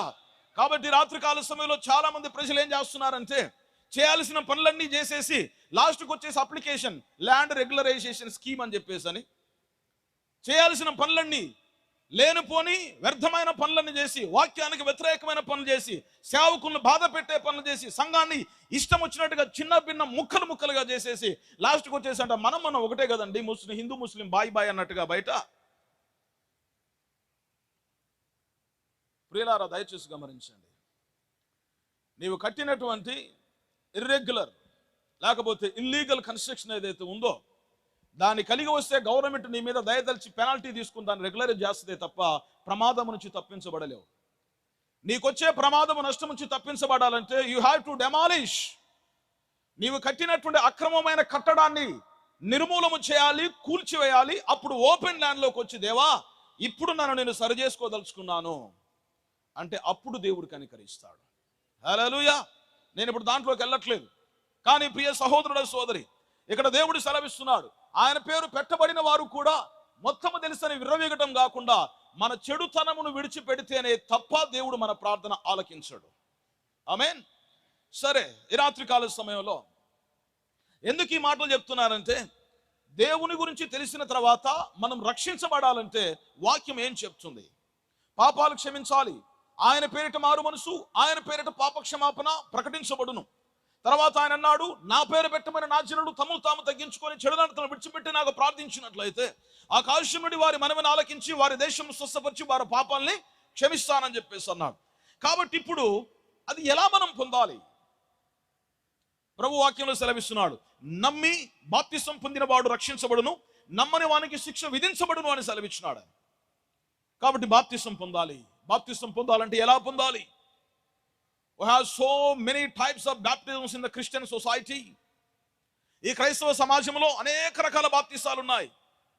ఒకరు నీళ్ళలో 3 సార్లు కూర్చోబెడతారు, ఒకరు నీళ్ళలో 3 సార్లు పడుకోబెడతారు, ఒకరు వచ్చేసి తలపైన నీళ్లు చిలకరిస్తారు, ఒకరు వచ్చేసి ఒక జెండా కట్టేసి జెండా కింద నుంచి దూరాలని చెప్పేసి అంటారు, ఒకరు వచ్చేసి ఇప్పుడు ఎట్లా టెక్నాలజీ పెరిగింది, వైఫై టెక్నాలజీ, కనబడకుండానే టెక్నాలజీ వచ్చినట్టుగా, నెట్ కనెక్షన్ వచ్చినట్లుగా వాళ్ళు ఎక్కడో ఉంటారు, వీళ్ళు ఎక్కడో ఉంటారు, లైవ్ ప్రోగ్రామ్ పెడుతున్నారు, తర్వాత వీడియో కాల్స్ పెట్టేసి ఇదిగో నీకు బాప్తిసం ఇస్తున్నాను, ఆడ కూర్చొని ఆయన అంటే ఈడ కూర్చొని నేను నీళ్ళ మునిగి ఆమేన్ అని చెప్పేసి అంటున్నాడు. పెరిగిన టెక్నాలజీ మనకు సదుపాయాన్ని కలిగించే తప్ప చదివిస్తే ఉన్న నాలుక ఉన్నమతి పోయినట్లుగా కాకుండా, తర్వాత చదివించిన తర్వాత కాకరకాయ వాడు కీకరకాయ అన్నట్లుగా కాకుండా, వాక్యము ఎరగాలి. టెక్నాలజీ పెరిగినా కూడా మన మేలు కోసం వాడుకోవాలి తప్ప మనల్ని మనం నాశనం చేసుకుంటానికి టెక్నాలజీ వాడకూడదు. బైబిల్ గ్రంథములో దేవుని యొక్క వాక్యం ఏమని సెలవిస్తుందంటే, దేవుని ఆత్మచేత నింపబడి దేవుని పిలుపు కలిగినటువంటి సేవకుడు బాప్తిసం ఇవ్వాలి. హల్లెలూయా. కాబట్టి ఇవన్నీ కూడా వైర్లెస్ లో చేసే పనులు కాదండి. ఇవన్నీ కూడా ఎక్కడో కూర్చొని ఫోన్ల ద్వారా ఇచ్చేటటువంటి టెలిఫోన్ బాప్తిసాలు కాదు. ఈ మధ్య కాలంలో ఒక అమెరికా దేశంలో కొత్త బాప్తిసం కనుగొన్నాడు. ఏం చేస్తున్నాడు, మనం చిన్నప్పుడు తిరునాళ్ళ లోపల తుపాకీలు కొనుక్కుంటాం, తుపాకీలో నీళ్లు నింపుకుంటాం, తెలుసు కదా. నీళ్లు నింపేసి రంగు నీళ్లు తుపాకీలో నింపేసి ఒత్తుతామంటే నీళ్లు ముందుకు పోయి మీద పడుతుంటే పిల్లలు భలే ఆనందపడతా ఉంటారు. తిరునాళ్ళ తుపాకు కూడా ఆయన పెట్టుకొని ఆ తుపాకీలో నీళ్లు పెట్టుకొని దూరంగా ఉండి బాప్తిసం తీసుకుంటానికి వచ్చిన మీద నీళ్లు పడుతున్నాడు. బాప్తిసం ఇచ్చాను పో అని చెప్పేసి అంటాడు. తుపాకీ బాప్తిసాలు వచ్చేసినాయి ఇప్పుడు, ఎన్నో రకాల బాప్తిసాలు. అయితే బైబిల్ గ్రంథం ఏం బాప్తిసం గురించి మాట్లాడుతున్నది? బాప్తిసం అనేది ప్రియులారా, ఆదిమ హిబ్రూ భాషలో బాప్టిజో అనబడినటువంటి పదము ద్వారా వచ్చింది. అనగా మరణించి తిరిగి లేచుట, పాతి పెట్టబడుట అనేటటువంటి అర్థం ఇచ్చేటటువంటి బాప్టిజో అనే పదము ద్వారా వచ్చింది. బాప్తిసం అనేది పాతి పెట్టుట లేకపోతే సమాధి చేయుట. అందుకని రోమీలకు రాసిన పత్రికలో అపోస్తలుడైన పౌలు 6వ అధ్యాయంలో చెప్తున్నాడు ఏమనంటే, క్రీస్తు యేసులోనికి బాప్తిసం పొందిన మనం అందరము ఆయన మరణములోనికి బాప్తిసం పొందితమని మీరు ఎరగరా? క్రీస్తు మృతుల్లో నుండి ఎలాగైతే లేపబడ్డాడో మనము బాప్తిసం ద్వారా ఆయన వలన అదే విధంగా లేపబడుతున్నామని సెలవిచ్చినాడు ఆయన. కాబట్టి ప్రియులారా, బాప్తిసం అనగా క్రీస్తు నిమిత్తమై మరణించి, అంటే పాపాల విషయమై మరణించి క్రీస్తు కోసమే తిరిగి బ్రతుకుటమై ఉన్నది. కాబట్టి బాప్తిసం అనగా సమాధి చేయుట లేకపోతే పాతి పెట్టుట.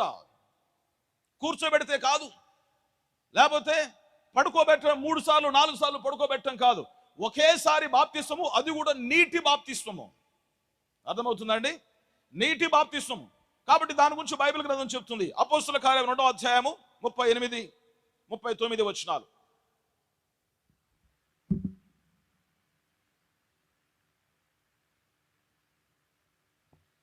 పేతురు మీరు మారు మనసు పొంది, పేతురు చెప్తున్నాడు ఈ మాట, మీరు మారు మనసు పొంది పాప క్షమాపణ నిమిత్తము ప్రతివాడు యేసుక్రీస్తు నామమున బాప్తిసం పొందుడి, అప్పుడు మీరు పరిశుద్ధాత్మను వరమును పొందుదురు. ఈ వాగ్దానం మీకును మీ పిల్లలకును దూరస్తులందరికీ అనగా ప్రభు అయిన మన దేవుడు తన యొద్దకు పిలిచిన వారందరికీ చెందునని వారితో చెప్పాను. హల్లెలూయా, హల్లెలూయా. ఇక్కడ ఆదిమ అపోస్తలుల సంఘములో మొట్టమొదటి బాప్తిస కార్యక్రమం, యేసుక్రీస్తు వారు మరణించి తిరిగి లేచిన తర్వాత పేతురు వారితో పాటు కలిసి లేచి, ఆ 11 మంది ఉన్నారు శిష్యులు, మిగతా వారందరూ కూడా ప్రజలు ఉన్నారు, వారికి వాక్యాన్ని బోధిస్తూ, యేసుక్రీస్తు అనగా ఎవరో కాదు, మీరు సిలువేసిన యేసునే దేవుడు ప్రభువుగాను క్రీస్తుగాను నియమించినాడు అని ఆయనకు దేవుని చేత అనుగ్రహించబడినటువంటి ఆత్మ సంబంధమైన జ్ఞానము చేత ఆయన వాక్యాన్ని బోధించినప్పుడు అక్కడ విన్న వారందరూ కూడా తమ హృదయంలో నొచ్చుకున్న వారై, అయితే మేము ఇప్పుడు ఏం చేయాలి అని ప్రశ్నించినప్పుడు ఆయన సమాధానం చెప్తూ అంటున్నాడు, మీరు మారు మనసు పొంది పాప క్షమాపణ నిమిత్తమై. ఎందుకు? లూకాసు వార్త 24వ అధ్యాయంలో యేసుక్రీస్తు వారు ఏమని చెప్పినారు? ఆయన పేరిట మారు మనసు, ఆయన పేరిట పాప క్షమాపణ యెరూషలేము మొదలుకొని భూదిగంతముల వరకు ప్రకటించబడుతుంది అని లేఖనములో రాయబడి ఉన్నదన్నట్లుగా పేతురు ఆ మాటను బట్టి చెప్తున్నాడు. యేసుక్రీస్తు నామములో బాప్తిసం పొందుడి. ఎలా? మారు మనసు పొంది. ఎందుకోసమై? పాప క్షమాపణ కోసమై. బాప్తిసం అనేది దేనికోసం పొందాలండి? పాప క్షమాపణ కోసం. ఈనాడు చాలా సందర్భాల్లో చూస్తాం, బాప్తిస కార్యక్రమాల గురించి సపరేట్ డేట్స్ పెడతారు. ఏంటి ఆ డేట్స్ అంటే, పెళ్లిళ్ళు చేసుకునే వాళ్ళు పెళ్లి కంటే ముందు బాప్తిసం తీసుకోవాలి. తర్వాత వచ్చేసి జనవరి 1వ తారీఖున బాప్తిస కార్యక్రమాలు, ఈస్టర్ రోజు, గుడ్ ఫ్రైడే రోజు బాప్తిస కార్యక్రమాలు అని చెప్తే ఆ రోజున బాప్తిసాలు తీసుకునే వాళ్ళు ఉన్నారు. కొంతమంది క్రిస్టియన్ మైనారిటీ కాలేజీ లోపల అడ్మిషన్ పొందుకోవాలి అని చెప్పేసి అంటే బాప్తిస సర్టిఫికెట్ ఉండాలంటే బాప్తిసాలు తీసుకుంటున్నారు. ఉపకార వేతనాల కోసమై, స్కాలర్షిప్స్ కోసమై, లేకపోతే కాలేజీ అడ్మిషన్ల కోసమై, లేకపోతే క్రైస్తవ దేశాల లోపల ఉద్యోగం చేస్తానికి వెళ్ళాలంటే ఏదో ఒక వేతనము కోసం, వృత్తి కోసము చాలా మంది బాప్తిసాలు తీసుకుంటున్నారు. కానీ వాక్యం సెలవిస్తుంది, బాప్తిసం తీసుకోవలసిన వ్యక్తి మొట్టమొదటిగా మారు మనసు పొందాలి. లోక మనసును విడిచిపెట్టి, పాప మనసును విడిచిపెట్టి యేసు క్రీస్తు కలిగిన మనసును పొందుకొని పాపాలు క్షమించబడు నిమిత్తమై యేసు క్రీస్తు నామములో బాప్తిసం పొందుకున్నప్పుడు అతని పాపాలన్నీ కూడా పరిహరించబడతాయి. ఆ వ్యక్తి పాపాలన్నీ కూడా క్షమించబడతాయి.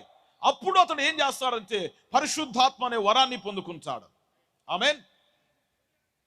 అయితే ఆ వాగ్దానం అనే పరిశుద్ధాత్మ, ఈ బాప్తిసం ఎవరికి సంబంధించింది అంటే ఆయన చెప్తున్నాడు, ఈ వాగ్దానము మీకును మీ పిల్లలకు మరియు దూరస్తులైన వారందరికీ, యూదులతో చెప్తున్నాడు ఆయన, యూదులైన మీకు, మీ పిల్లలకు, మీకు దూరస్తులైన వారికి అనగా అన్యులకు కూడా ఈ వాగ్దానం సంబంధించిందే. అనగా ఎవరు అన్యులను ఎందుకు మాట్లాడుతున్నారంటే తర్వాత ఆయన అన్నాడు, ప్రభు అయిన యేసు, ప్రభు అయిన మన దేవుడు తన యొద్దకు పిలిచిన వారందరికీ చెందును అని చెప్పేసి అన్నాడు. హల్లెలూయా. యేసుక్రీస్తు కేవలం యూదులను పిలవలే, యేసుక్రీస్తు కేవలం రోమీయులను, తర్వాత గ్రీసు దేశస్తులను పిలవలే. ప్రపంచ వ్యాప్తంగా ఉన్నటువంటి ప్రయాసపడి భారం మోసుకొనుచున్న సమస్త జనులారా, నా యొద్దకు రండి, నేను మీకు విశ్రాంతిని కలగజేస్తాను.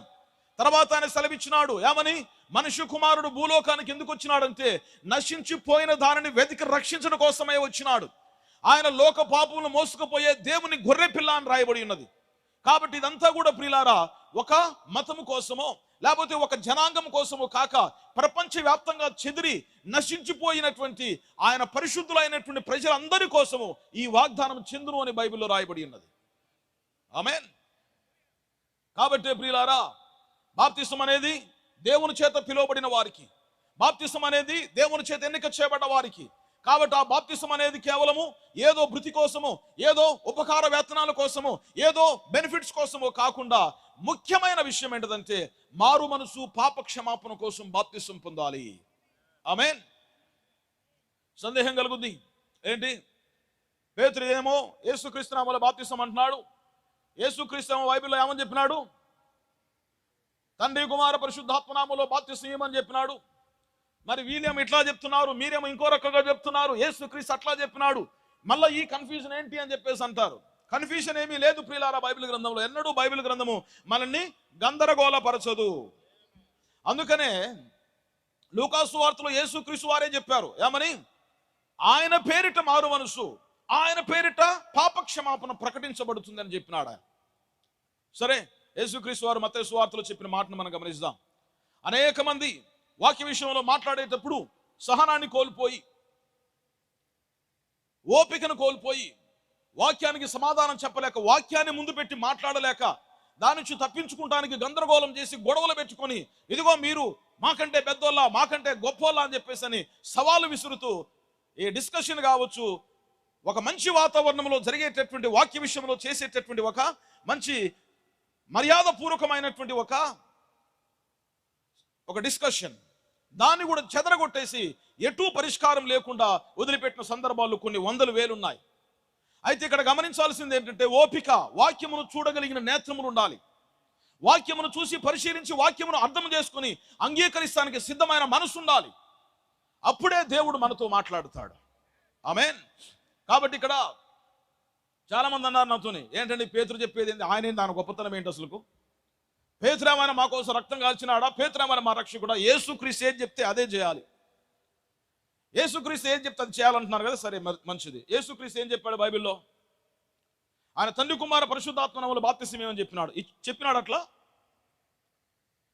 తండ్రి కుమార పరిశుద్ధాత్మ నామములో బాప్తిసం ఇమ్మని చెప్పాడా? సరే, బైబిల్లో చూద్దాం. మత్తయి సువార్త 28వ అధ్యాయం 19వ వచనం.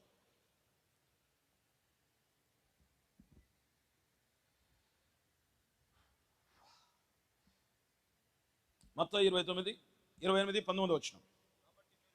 కాబట్టి మీరు వెళ్ళి కాబట్టి మీరు వెళ్ళి సమస్త జనులను శిష్యులుగా చేయుడి, తండ్రి యొక్కయు కుమారుని యొక్కయు పరిశుద్ధాత్మ యొక్కయు నామములోనికి వారికి బాప్తిస్మం ఇచ్చుచు.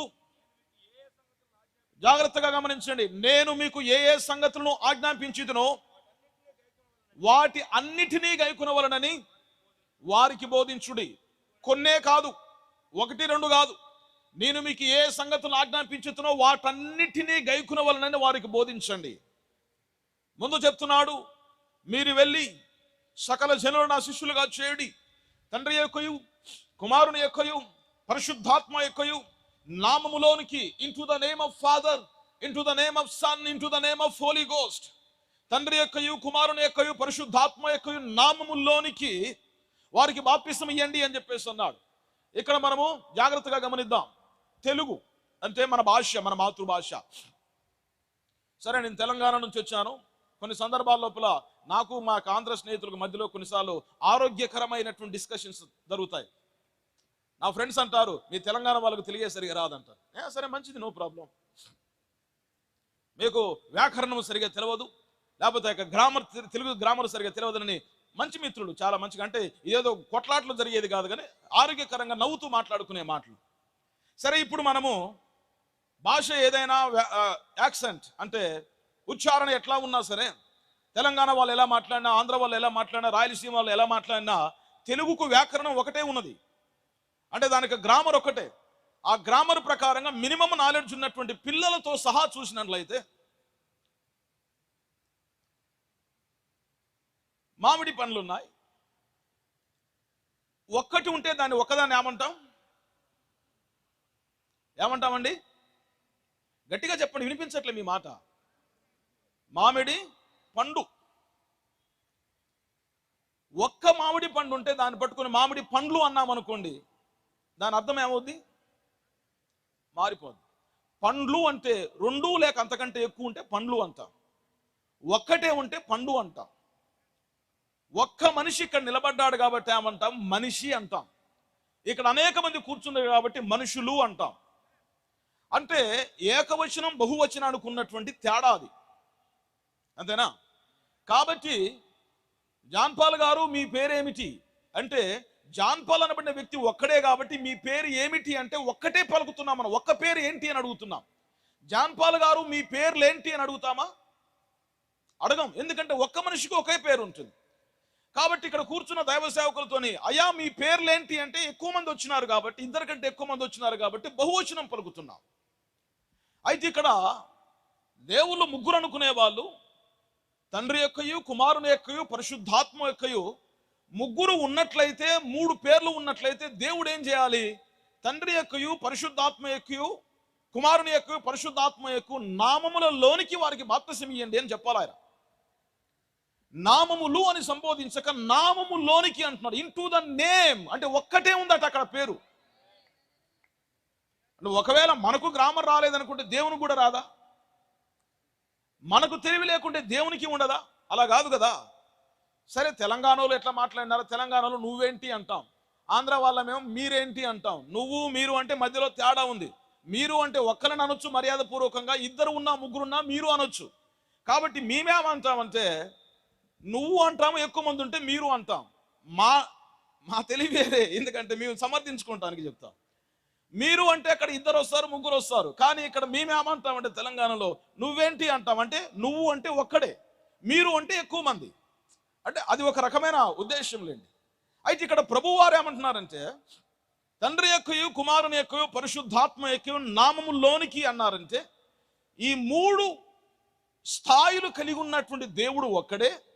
ఆ ఒక్క దేవునికి ఒకటే పేరు ఉన్నది కనుక ఆ పేరులోనికి బాప్తిసం ఇయ్యండి అని చెప్పేసి అన్నాడు. అంటూ మరలా ఏమని జ్ఞాపకం చేస్తున్నాడంటే, నేను మీకు ఏ ఏ సంగతులను ఆజ్ఞాపించుతునో వాటన్నిటినీ గైకొనవలెనని వారికి బోధించండి. మీరు నేను బోధించిన విషయాల్లో, నేను చెప్పిన సంగతులు దేన్ని విడిచిపెట్టకుండా అన్నిటినీ గైకొనాలని చెప్పండి.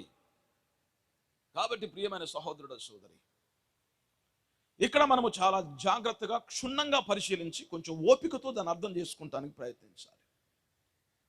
ఇప్పుడు మనకు అర్థమైంది ఏంటిది? ఒక్కడే దేవుడు, ఆయనకు ఒకటే పేరున్నది కాబట్టి యేసుక్రీస్తే అన్నాడు పేరులోనికి బాప్తిసం ఇవ్వండి అని. సరే, ఆ ఒక్క పేరేంటి? ఇప్పుడు చాలా మంది ఏం చేస్తున్నారంటే తండ్రి యొక్క కుమారుని యొక్క పరిశుద్ధాత్మ యొక్క నామములోనికి బాప్తిసం ఇస్తున్నాము అని చెప్పేసి బాప్తిసం ఇచ్చేటప్పుడు అదే పలుకుతున్నారు. అయితే ప్రియులారా,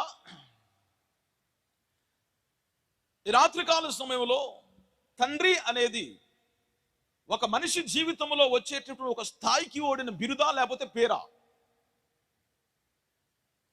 పేరు, అవునా కాదా? తండ్రి అనేది పేరా ఒక మనిషికి ఇవ్వబడింది? పేరా కాదు. ఆ మనిషి యొక్క స్థితిని బట్టి అతనికి ఇవ్వబడిన ఒక బిరుదు. కుమారుడు అనేది పేరా? కాదండి, అతని యొక్క స్థితికి ఇవ్వబడిన ఒక బిరుదు. పరిశుద్ధాత్మ అనేది పేరా? దేవుని ఆత్మ పరిశుద్ధమైనది గనక పరిశుద్ధాత్మ అని పిలువబడింది. ఇంకా దాన్ని అర్థం చేసుకుంటానికి కొంచెం వివరంగా చెప్పాలనుకుంటున్నాను. నేనే ఇప్పుడు ఒక ఉదాహరణ. నేను పుట్టి వివాహం జరిగేంత వరకు మా నాన్నగారికి నేను కుమారునిగా ఉన్నాను. తర్వాత యవ్వన ప్రాయంలో నేను వివాహం చేసుకున్న తర్వాత నా భార్యకు నేను భర్తనయ్యాను. తర్వాత మా యొక్క సంసారిక జీవితంలో మాకు 3 పిల్లలు పుట్టాక మా పిల్లలకు నేను తండ్రినయ్యాను. మా నాన్నగారికి కుమారుణ్ణి, నా భార్యకు భర్తను, నా పిల్లలకు తండ్రిని. అలాగని నేను 3 కాదు, ఒకే వ్యక్తిని నా జీవిత కాలములో నాకు నా స్థితిని బట్టి, నా ఎదుగుదలను బట్టి, నా లోపల వచ్చిన మార్పులను బట్టి, నేను పొందుకున్న దాన్ని బట్టి నా స్థాయి మారినప్పుడు నాకు బిరుదు మారుతుంది. ఐ వాజ్ సన్, ఒకానొక సమయంలో నేను కుమారుణ్ణి, తర్వాత నేను భర్తను, అదే నేను మరలా తండ్రిని. నా తండ్రి గారికి ఇప్పటికీ నేను కుమారుణ్ణే, నా భార్యకి ఇప్పటికీ నేను భర్తనే, నా పిల్లలకి ఇప్పటికీ నేను తండ్రినే. నా పిల్లలు పెద్దవాళ్ళై వాళ్ళు పెళ్లిళ్ళు చేసుకుని పిల్లల కన్నా వాళ్ళకు నేను తండ్రినే. అలాగని నేను 3 కాలం లోపల 3 వ్యక్తులుగా లేను, లేకపోతే 3 కాలం లోపల 3 పేర్లు కలిగి లేను. నాకు ఒక్కటే పేరు. ఏంటది? John Paul. దేవుడు తండ్రిగా ఉన్నాడు, ఆయనే కుమారునిగా దిగి వచ్చాడు. బైబిల్లో రాయబడి ఉన్నది, తిమోతికి రాసిన మొదటి పత్రిక 3వ అధ్యాయం 16వ వచనములో, నిరాక్షేపముగా దైవభక్తిని గూర్చిన మర్మము గొప్పదై ఉన్నది, అదేదనగా దేవుడు సశరీరుడిగా ప్రత్యక్షుడయ్యెను. ఆమేన్. ఆత్మ విషయమున నీతిపరుడని తీర్పు నొందెను, దేవదూతలకు కనబడెను, రక్షకుడని జనములలో ప్రకటించబడెను, లోకమందు నమ్మబడెను, ఆరోహణుడై తేజోమయుడయ్యెను. దైవభక్తిని గురించిన మర్మం గొప్పది. ఏంటా మర్మం అంటే దేవుడే శరీరమందు ప్రత్యక్షమయ్యాడు. హల్లెలూయా. ఎవరినైతే మన యెహోవా దేవుడు తండ్రి అని అంటున్నామో ఆ తండ్రి అయిన దేవుడే శరీరములో ప్రత్యక్షమైనాడు. God came down into the flesh. శరీరములోనికి వచ్చి ఆయన ప్రజల మధ్య ప్రకటించబడి, రక్షకుడని జనముల చేత విశ్వసించబడి, దేవదూతలకు కనబడి, తర్వాత మరణించి తిరిగి లేచిన తర్వాత ఆరోహణుడై తేజోమయుడైనాడు. కాబట్టి ప్రియులారా, దేవుడే శరీరముగా వచ్చాడు. వచ్చిన ఆ శరీరమైన దేవుడే మరణించి తిరిగి లేచిన తర్వాత పరలోకానికి ఆరోహణుడైన తర్వాత అన్నాడు, ఇదిగో నేను మరలా తిరిగి ఆదరణకర్తకు పరిశుద్ధాత్మను మీ మధ్యకు పంపిస్తాను, అతడు వచ్చి మిమ్మల్ని సర్వసత్యంలోనికి నడిపిస్తాడని సెలవిచ్చినాడు. దేవునామానికి మహిమ కలుగును గాక. ఈ రాత్రికాల సమయంలో మరలా ఒకసారి నేను చెప్తే ఎట్లా ఉంటుందంటే, ఈయనేదో తికమక చేసి అటు ఇటు దాటి కలిపేసి ఏదో చెప్తున్నాడు. సరే, మంచిదే. వాక్యాన్ని మరలా పరిశీలన చేద్దాం. వాక్యములో ఉన్నటువంటి లేఖనాన్ని మనం పరిశీలన చేద్దాం. తండ్రి అంటే ఏమిటి? తండ్రి పేరేమిటి? యోహాను సువార్త 5వ అధ్యాయం 43వ వచనం. యోహాను సువార్త 5:43వ వచనం.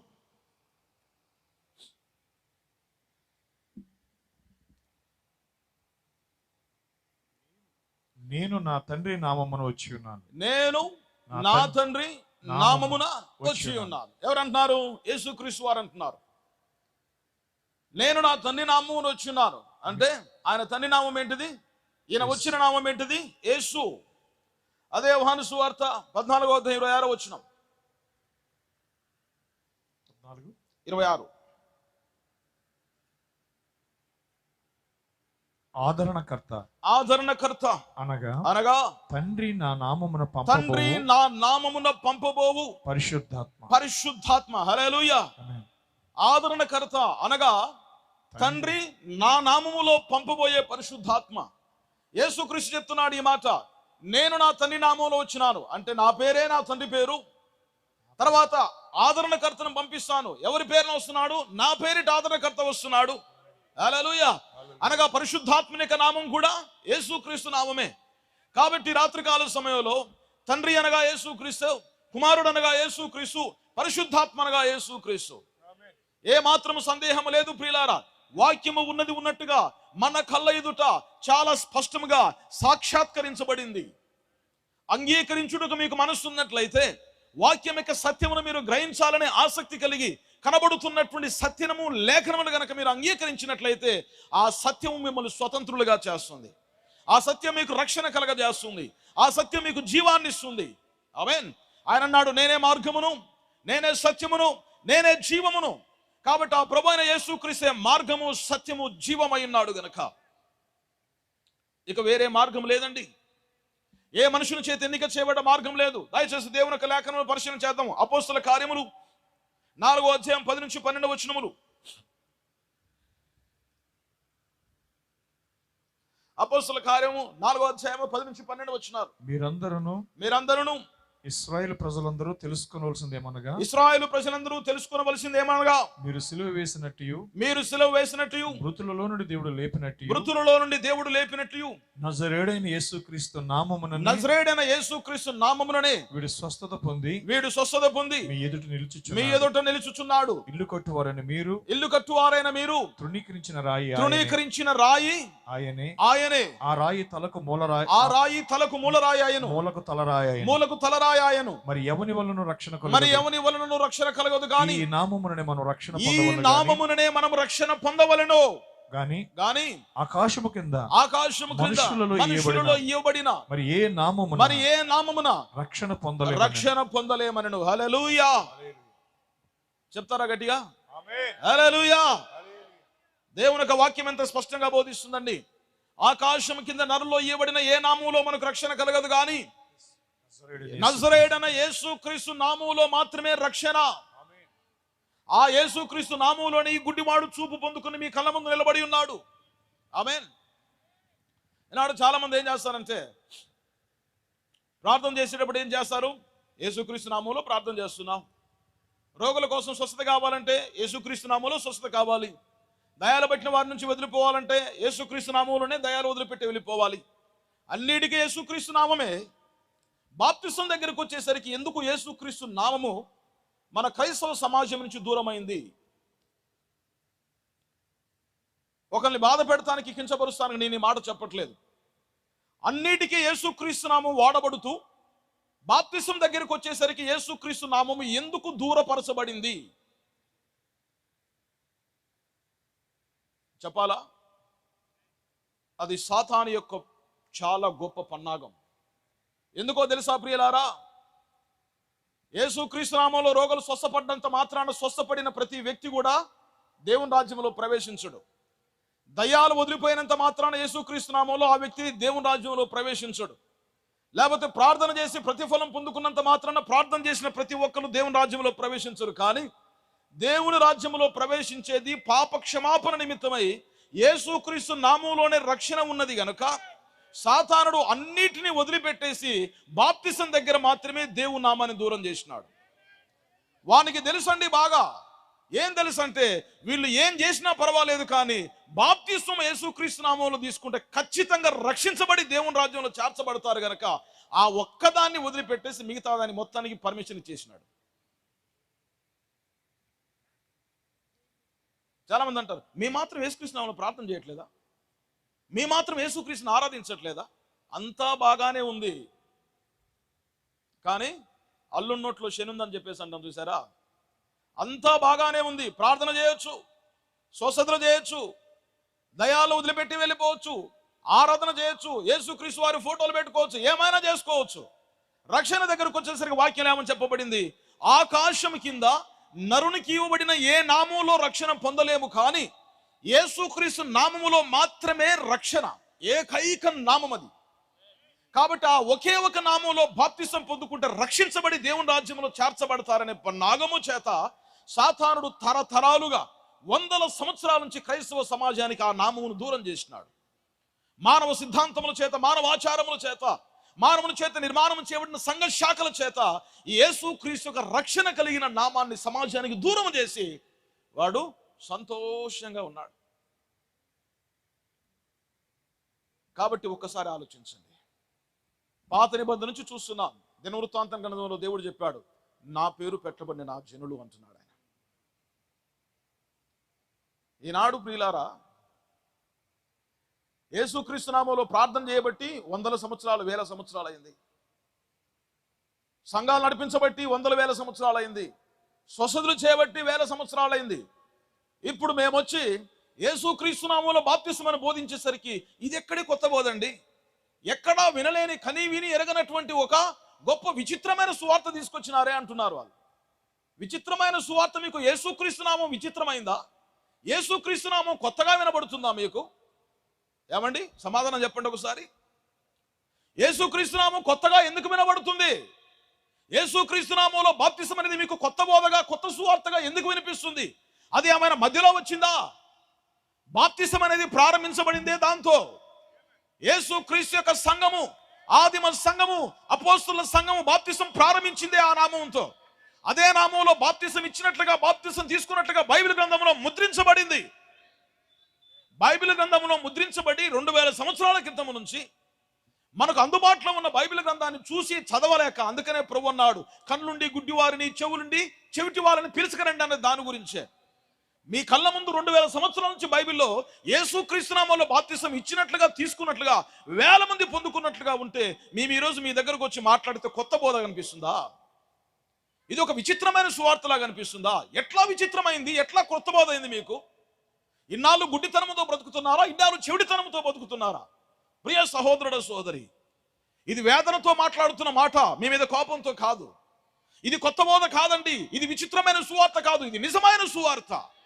ఇది సత్యము. బైబిల్లో రాయబడి ఉన్నది. ప్రభు అన్నాడు, ఎవరైనా ఒక మాట చెప్తే దానికి 2-3 సాక్షులు ఉంటేనే చెల్లుద్దని చెప్పేసి అన్నాడు దేవుడు వాక్యములో. బైబిల్లో మనం పరిశీలిద్దాం. ఆది కాండం నుంచి మొదలుపెట్టి ప్రకటన గ్రంథం వరకు 66 పుస్తకాల లోపల బాప్తిసాలప్పుడు లేవు గనక కొత్త నిబంధనలు చూద్దాం. కొత్త నిబంధనలో మత్తయి, మార్కు, యోహాను, లూకా సువార్త వదిలిపెట్టేసి అపోస్తుల కార్యం మొదటి అధ్యాయం నుంచి మొదలుపెట్టి ప్రకటన గ్రంథం వరకు ఉన్నటువంటి ఏ పుస్తకంలో నేను చూడండి, యేసుక్రీస్తు నామములో బాప్తిసం ఇచ్చినట్లుగా ఉందే తప్ప వేరే ఏ నామములో ఇచ్చినట్టుగా లేదు, రాయబడలేదు. ఎందుకంటే ఇవ్వలేదు గనుక. There is no secondary baptism, there is no another baptism except baptism into the name of Lord Jesus Christ. యేసుక్రీస్తు నామములో బాప్తిసమే నిజము గనుక, యేసుక్రీస్తు నామములో బాప్తిసమే రక్షణ ఇస్తుంది గనుక, యేసుక్రీస్తు నామములో బాప్తిసమే విమోచన ఇస్తుంది గనుక, యేసుక్రీస్తు నామములో బాప్తిసమే పాప క్షమాపణ ఇస్తుంది గనుక అదే రాయబడి ఉన్నది, అదే ఇవ్వబడింది. బైబిల్ అబద్ధం చెప్పదు కదా. ఆమేన్. చాలా మంది అంటారు ఇవన్నీ కూడా యూదులకండి, అన్యులకు కాదు.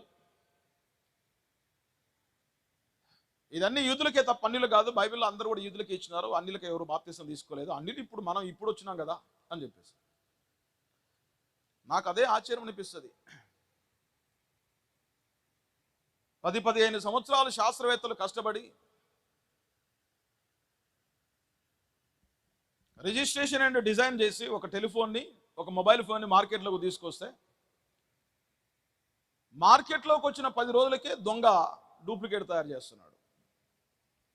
వానికి ల్యాబొరేటరీ అవసరం లేదు, శాస్త్రవేత్తలు అవసరం లేదు, డిజైన్ చేస్తానికి పేటెంట్ తీసుకుంటానికి పర్మిషన్ అవసరం. With in 10 days he can make the same kind of product which is duplicate to the original. అంటే ఇంత తొందరపడుతున్నారు ఎవరు? దొంగలు. ఇంత ఫాస్ట్గా ఉన్నారు డూప్లికేట్ గాళ్ళు. ఇప్పుడు ఇంకోటి ఏమైందంటే, ఒక ప్రోడక్ట్ రిలీజ్ చేయడం కాదు, మొదలు పెట్టండి. రిలీజ్ చేయకముందే మేము 2022 సంవత్సరము డిసెంబర్ లోపల యాపిల్ 15 ఫోను రిలీజ్ చేస్తున్నామని చెప్పేసి ఒక డిజైన్ ఫోటో పెడితే వాడు డిసెంబర్లో రిలీజ్ చేస్తాను, ఈ దొంగలు యొక్క మేల్నే రిలీజ్ చేస్తానికి రెడీగా ఉన్నారు. ఇక్కడ కేవలం డిజైన్. అయితే రాత్రికాల సమయంలో ప్రియులారా, ప్రజల్ని కూడా సాతానుడు ఏం చేస్తున్నాడంటే, ఇక వానికి మార్గం లేదు. బైబిల్ ఎక్కడ చూసినా అట్లే రాయబడింది, అట్లే బాప్తిసం ఇవ్వబడింది కాబట్టి ఏదో ఒక మెలకబెట్టి వీళ్ళని తప్పించాలని చెప్పేసి ఇదంతా యూదులకే, మీకు కాదు పో అని చెప్పేసి సాతానుడు మాట్లాడుతుంది. సరే, బైబిల్లో చూద్దాం. అపోస్తుల కార్యముల 19వ అధ్యాయము 1వ వచనం నుండి.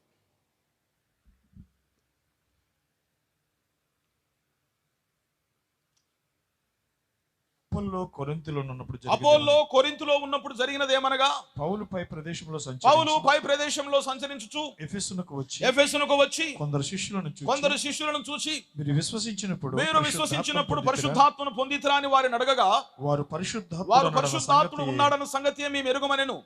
అప్పుడు అతడు అలాగైతే మీరు దేనిని బట్టి బాప్తిసం పొందితిరని వారిని అడగగా, వారు యోహాను బాప్తిస్మును బట్టి అని చెప్పిరి. అందుకు పౌలు యోహాను తన వెనుక వచ్చు అని యందు అనగా యేసునందు విశ్వాసం ఉంచవలెనని చెప్పాను గనుక మారు మనసు విషయమైన బాప్తిసము ఇచ్చిరని చెప్పాను. వారు ఆ మాటలు విని ప్రభువైన యేసు నామములో బాప్తిసం పొందిరి. హల్లెలూయా. ఇక్కడ మనము జాగ్రత్తగా గమనిస్తాం ప్రియులారా. పౌలు కొరింథు అనబడిన ప్రదేశంలో ఉన్నప్పుడు ఆ ప్రదేశంలో సంచరించి లాస్ట్ కి ఎఫెసుకు వచ్చాడు. ఎఫెసుకు వచ్చినప్పుడు అక్కడ కొంతమంది శిష్యులను చూశాడు. ఆ శిష్యులతో, ఇదిగో మీరు విశ్వసించినప్పుడు పరిశుద్ధాత్మను పొందితరా అంటే, అయ్యా పరిశుద్ధాత్ముడు అన్న సంగతి మాకు తెలియదు, అయితే మీరు ఎలా బాప్తిసం పొందారంటే యోహాను బాప్తిసం బట్టి పొందామని చెప్పారు. అయితే మీకు పరిశుద్ధాత్మ తెలుస్తానికి ఆస్కారం లేదు. కారణం ఏంటంటే యోహాను తన వెనుక వచ్చు అనేది అనగా యేసునందు విశ్వాసం ఉంచమని చెప్పాడు గనక మీరు యోహాను కాలంలో ఆగిపోయారు గనక మీరు యేసుక్రీస్తు నామములో బాప్తిసం పొందుకుంటే పరిశుద్ధాత్మను పొందుకుంటారన్నప్పుడు వాళ్ళు వెంటనే ప్రభువైన యేసు నామములో బాప్తిసం పొందారు. తర్వాత పౌలు వారి మీద చేతులుంచగా వారు పరిశుద్ధాత్మ చేత అభిషేకించబడ్డారు. దేవుని నామానికి మహిమ కలుగును గాక. ప్రియులారా, ఇక్కడ గమనించాల్సిన విషయం ఏంటంటే, ఎఫెసు అనబడినటువంటి పట్టణము ఇది యూదా సామ్రాజ్యంలో ఉన్నది కాదు, ఇశ్రాయేలు దేశానికి సంబంధించింది కాదు. ఆసియా మైనర్లో ఉన్నటువంటి కొన్ని అన్య పట్టణాలు, అన్యులు నివాసం చేసేటటువంటి ప్రదేశాలు. ప్రకటన గ్రంథంలో చూస్తే మనకు అర్థమవుద్ది. ఎఫెసు, స్ముర్న, పెర్గము, తుయతైరా, ఫిలదెల్ఫియా, సార్దీస్, లవోదికియా అనబడినటువంటి ఈ యొక్క 7 పట్టణాలు ఆసియా మైనర్లో ఉన్నటువంటి ఒక అన్య జనాంగాలు నివాసం చేసే అన్య పట్టణాలు అయి ఉంటున్నాయి. అయితే అన్య పట్టణాల్లో ఉన్నటువంటి ఎఫెసీల దగ్గరికి పౌలు వచ్చి వారితో మాట్లాడి వారికి బాప్తిసం ఇచ్చినాడు. ఎఫెసీలు అనగా వాళ్ళు అన్యులై ఉంటున్నారు. హల్లెలూయా. వాళ్ళు యూదులు కాదండి, వాళ్ళు అన్యులు. కాబట్టి అన్యులకు కూడా బాప్తిసము అపోస్తుల కార్యములోనే రాయబడి ఉన్నది. ప్రభువైన యేసుక్రీస్తు నామములో వాళ్ళు బాప్తిసం పొందినట్లుగా, పౌలు వాళ్ళ మీద చేతులుంచినప్పుడు వారు పరిశుద్ధాత్మ చేత నింపబడ్డట్లుగా లేఖనము చాలా స్పష్టంగా రాయబడి ఉన్నది. కాబట్టి ప్రియులారా, నేను ముందే చెప్పాను, బైబిల్ దేవుడు మనల్ని గందరగోళంలో విడిచిపెట్టాడు. సాతానుడు గందరగోళ పరచాలని ప్రయత్నం చేస్తాడు, కానీ దేవుడు తన ప్రజల్ని గందరగోళంలో విడిచిపెట్టాడు. వాక్యము ప్రతి దానికి సమాధానం ఇస్తుంది. ఆమేన్. కాబట్టి రాత్రికాల సమయంలో ప్రియమైన దేవుని పిల్లలారా, దయచేసి దేవుని వాక్యం పైన మీ యొక్క ఏకాగ్రతను ఉంచండి. దేవుని వాక్యం పైన మీ యొక్క కందృష్టి నిలపండి. వాక్యం ఏం చెప్తుందో దాన్ని చూడండి. కారణం ఏంటంటే ప్రతి మనుషుడు అబద్ధికుడు, కానీ దేవాని వాక్యమే సత్యమని బైబిల్ సెలవిస్తుంది. కనుక దేవుని వాక్యము తప్ప వేరొక సత్యము లేదండి. వాక్యమే సత్యము. ఆమేన్. కాబట్టి రాత్రికాల సమయంలో దేవుడు తన వాక్యమును ఆయా కాలములలో ఒక సేవకును ఏర్పాటు చేసుకుని ఆయనను తన ప్రవక్తగా నిలబెట్టి నియమించి అభిషేకించి రుజువు పరిచి ఆయన ద్వారా తన లేఖనాల్ని తన ప్రజలకు అందిస్తాడు. ఆది కాండము నుంచి మనం చూస్తా ఉన్నాం. ఫ్రమ్ ద బిగినింగ్ దేవుని యొక్క ప్రణాళిక అదే. ఒక ప్రవక్తను ఏర్పాటు చేసుకుని ఆ ప్రవక్త ద్వారా దేవుడు తన ప్రజల్ని దర్శిస్తున్నాడు. అది దేవుని పద్ధతి. ఆమోసు గ్రంథంలో రాయబడి 3:6 ఏమనంటే, దేవుడు తన దాసులకు ప్రవక్తలకు తెలపకుండా ఏ కార్యమును చేయడు. తాను చేయదలుచుకున్న కార్యమును తన ప్రవక్త ద్వారా తెలియపరిచి కార్యములు జరిగిస్తాడు. కాబట్టి బాప్తిసం ఇచ్చే యోహాను దగ్గరకు వచ్చి బాప్తిసం పొందుకుంటానికి వస్తే యోహాను ఏమన్నాడు? అయ్యా, నేను నీళ్ళలో బాప్తిసం ఇస్తున్నాను, కానీ నీవైతే అగ్నిలో బాప్తిసం ఇచ్చేవాడు. నేను నీ చేత బాప్తిసం పొందవలసి ఉండగా నీవేళ నా చేత బాప్తిసం పొందుకుంటానికి వచ్చావు అన్నప్పుడు ఆయన ఏమన్నాడు? నీతి యావత్తు ఇలాగూ జరగవలసి ఉన్నది గనక ఇప్పటికి ఇది కానిమ్ము అని చెప్పేసి అన్నాడు. ఆమేన్. అది యేసుక్రీస్తు యొక్క సేవా పరిచర్య యొక్క ప్రారంభం. కాబట్టి ఆ ప్రారంభించేటప్పుడు, సేవని మొదలు పెట్టేటప్పుడు ఆయన లోక పాపులను మోసుకుపోయే దేవుని గొర్రెపిల్ల అన్న సంగతి ఎవరికి తెలిసింది? యోహానికే తెలిసింది. యోహాను ఆయన చూసి అంటున్నాడు, ఇదిగో లోక పాపులను మోసుకుపోయే దేవుని గొర్రెపిల్ల. కాబట్టి ప్రియులారా, ఆ సత్యము, దేవుని యొక్క ప్రణాళిక ఆ కాలంలో ఉన్నటువంటి తన ప్రవక్త అయినటువంటి యోహానుకు దేవుడు ముందుగా బయలుపరుచుకొని కనబరుచుకొని తన సేవను ప్రారంభించినాడు. ఆయన ఎందుకు వచ్చినాడో ఆ కార్యమును యోహానుకే దేవుడు ముందుగా బయలుపరిచినప్పుడు యోహాను గ్రహించి, ఇదిగో లోక పాపలు మోసుకుపోయే దేవుని గొర్రెపిల్ల అన్నాడు. కాబట్టి రాత్రికాల సమయంలో మీరు ఏదైతే వింటున్నారో దేవుడు ఒక్కడే, ఆయన పేరు ప్రభువైన యేసుక్రీస్తు, ఆయన నామములోనే రక్షణ, ఆయన నామములో బాప్తిసమే నిజము, ఆయన నామములో బాప్తిసం పొందుకుంటేనే పరిశుద్ధాత్మ పాప క్షమాపణ అనే విషయాలన్నీ కూడా దేవుడి చివరి కాల సమయంలో తన చేత ఎన్నిక చేయబడిన తన దీన ప్రవక్త అయినటువంటి ఒక వ్యక్తి ద్వారా బయలుపరిచినాడు. ఆయన పేరు విలియం మ్యారియన్ బ్రెన్హామ్ గారు. ఒక మనుషుడే, మన వంటి మనుషుడే, ఇంకా మనకంటే అల్పుడే, కానీ ఆయన దేవుడు ఏర్పాటు చేసుకున్నాడు. ఎందుకోసం అంటే అది దేవుని యొక్క ప్రణాళిక, దేవుని యొక్క వాక్యం యొక్క విధానం. ఆయన తన వాక్యమును రాసిన వాడు వాక్యమును పాటించకున్నట్లయితే ఆయన వాక్యమును నెరవేర్చిన వాడు కాడు గనక, ఏ దేవుడైతే వాక్యమును ప్రకటించినాడో అదే దేవుడు ఆ వాక్యమును నెరవేర్పు జరిగిస్తానికి ఆయన తనను తాను వాక్యానికి లోబరుచుకున్నాడు. ఆ దేవుడు వాక్యానికి తనను తాను లోబరుచుకొని వాక్యమును వెంబడించి వాక్యమును నెరవేర్పు జరిగించి, ఇదే నేను చెప్పాను, ఇదే నేను చేశాను అని మనకు కళ్ళ ముందు సాక్షాత్కరింప చేసినాడు.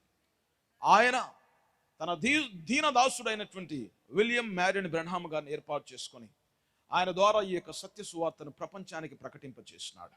ఆమేన్. చాలా మంది అంటారు, మనకి ఈ కాలంలో ప్రవక్తలు ఏంటండి, ఈ కాలంలో ప్రవక్తలు ఏంటండి అని. కానీ వాక్యంలో రాయబడినది, యేసుక్రీస్తు నిన్న నేడు నిరంతరము ఏకరీతిగా ఉన్నాడు. అవును, యుగయుగములు ఒక్కటే రీతిగా ఉండును. దేవుడు మార్పు చెందేవాడు కాదు. ఆది కాండములో ఏ దేవుడు ఉన్నాడో ఈ చివరి కాల సమయంలో అదే దేవుడు మనకున్నాడు. ఆ దేవుడు మార్పు చెందక ఏకరీతిగా ఉన్నాడు గనక ఆయన తన వాక్యమును మార్చువాడు కాదు, వాక్యం యొక్క క్రమాన్ని మార్చువాడు కాదు.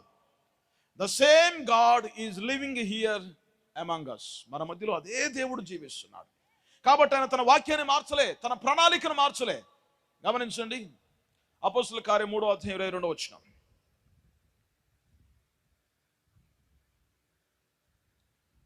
3:22 అండి. మోషే ఇట్లా నేను ప్రభువైన దేవుడు, మోషే ఎట్లా అంటున్నాడు, ప్రభువైన దేవుడు నా వంటి ఒక ప్రవక్తను మీ సహోదరుల నుండి మీ కొరకు పుట్టించును. మీ సహోదరుల్లో నుండి మీ కొరకు పుట్టించును. ఆయన మీతో ఏమి చెప్పినను అన్ని విషయములలో మీరు ఆయన మాట వినవలెను. అన్ని విషయములో మీరు ఆయన మాట వినవలెను. ఆ ప్రవక్త మాట వినని వాడు ప్రజలలో ఉండకుండా సర్వనాశనమగునెను. హల్లెలూయా. ఎవరంటున్నారు ఈ మాట? మోషే ప్రవక్త అంటున్నాడు, నా వంటి ఒక ప్రవక్తని మీ మధ్యలో దేవుడు లేపుతాడు.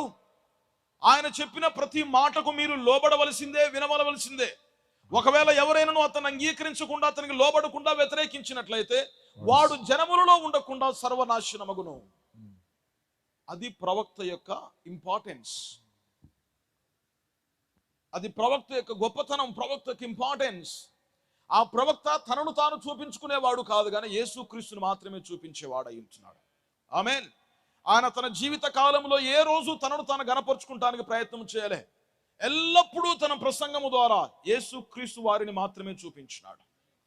ఎల్లప్పుడూ తన ప్రసంగము ద్వారా యేసుక్రీస్తు శిలువనొద్దకే ప్రజలు నడిపించినాడు తప్ప తనను తాను ఎన్నడూ ఘనపరుచుకోలే. ఏ రోజు ఒప్పుకోలే. ఏ రోజు నేను గొప్పవాడిని చెప్పలేదు, ఎవరైనా చెప్తే ఒప్పుకోలేదు, అంగీకరించలేదు. ఆయన ద్వారా జరిగిన సూచక్రియలను బట్టి, ఆయన ద్వారా జరిగిన ఆశ్చర్య కార్యాలను బట్టి, ఆయనకు వచ్చిన దర్శనం యొక్క నెరవేర్పులను బట్టి, ఆయన ప్రార్థన చేయగా చనిపోయిన వారు తిరిగి లేవటాన్ని బట్టి ప్రజలందరూ కూడా ఆయన్నే యేసు అని పొరబడ్డారు. ఆయన చూసి ఆశ్చర్యపోయి ఈయన యేసుక్రీస్తు తప్ప వేరొకరు కాదు అని చెప్పేసి అన్నారు. అప్పుడు ఆయన అన్నాడు తన ప్రజలతో, దయచేసి నన్ను యేసుక్రీస్తుతో పోల్చకండి, యేసుక్రీస్తుగా నేను అంగీకరించను.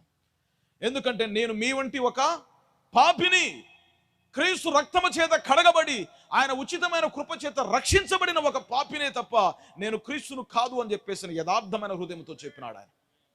ఒకవేళ మీరు ఈ విధంగా కంటిన్యూ చేసినట్లయితే నేను సేవను వదిలిపెట్టి అడవుల్లోనికి వెళ్ళి జీవించాల్సిన పరిస్థితి వస్తుంది కనుక దయచేసి మీరు నన్ను ప్రేమించినట్లయితే, మీరు నన్ను గౌరవించినట్లయితే నన్ను మీరు సహోదరుడా అని మాత్రమే సంబోధించండి అన్నాడు ఆయన.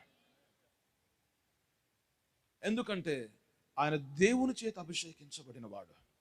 దేవుని చేత పంపించబడ్డవాడు, దేవుని చేత రుజువుపరచబడ్డవాడు. ఒకనొక సందర్భంలో ఒక సహోదరికి ఆయన విషయంలో చాలా సందేహం ఉంది. ఆయన ఖచ్చితంగా క్రీస్తు తప్ప వేరొకరు కాదు.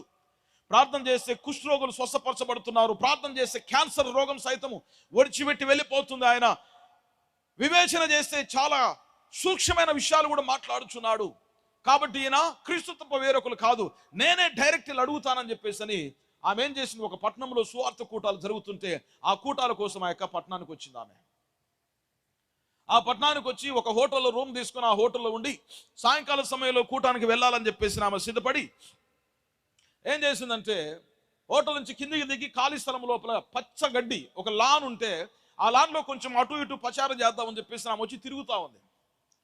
ఆశ్చర్యంగా విలియం బ్రానాం గారు కూడా అదే హోటల్లో బస చేస్తున్నాడు. ఆయన కూడా ఆ సాయంకాల సమయంలో గడ్డిలో అటు ఇటు తిరుగుతూ ఆయన దేవుని వాక్యాన్ని ధ్యానం చేసుకుంటా ఉన్నాడు.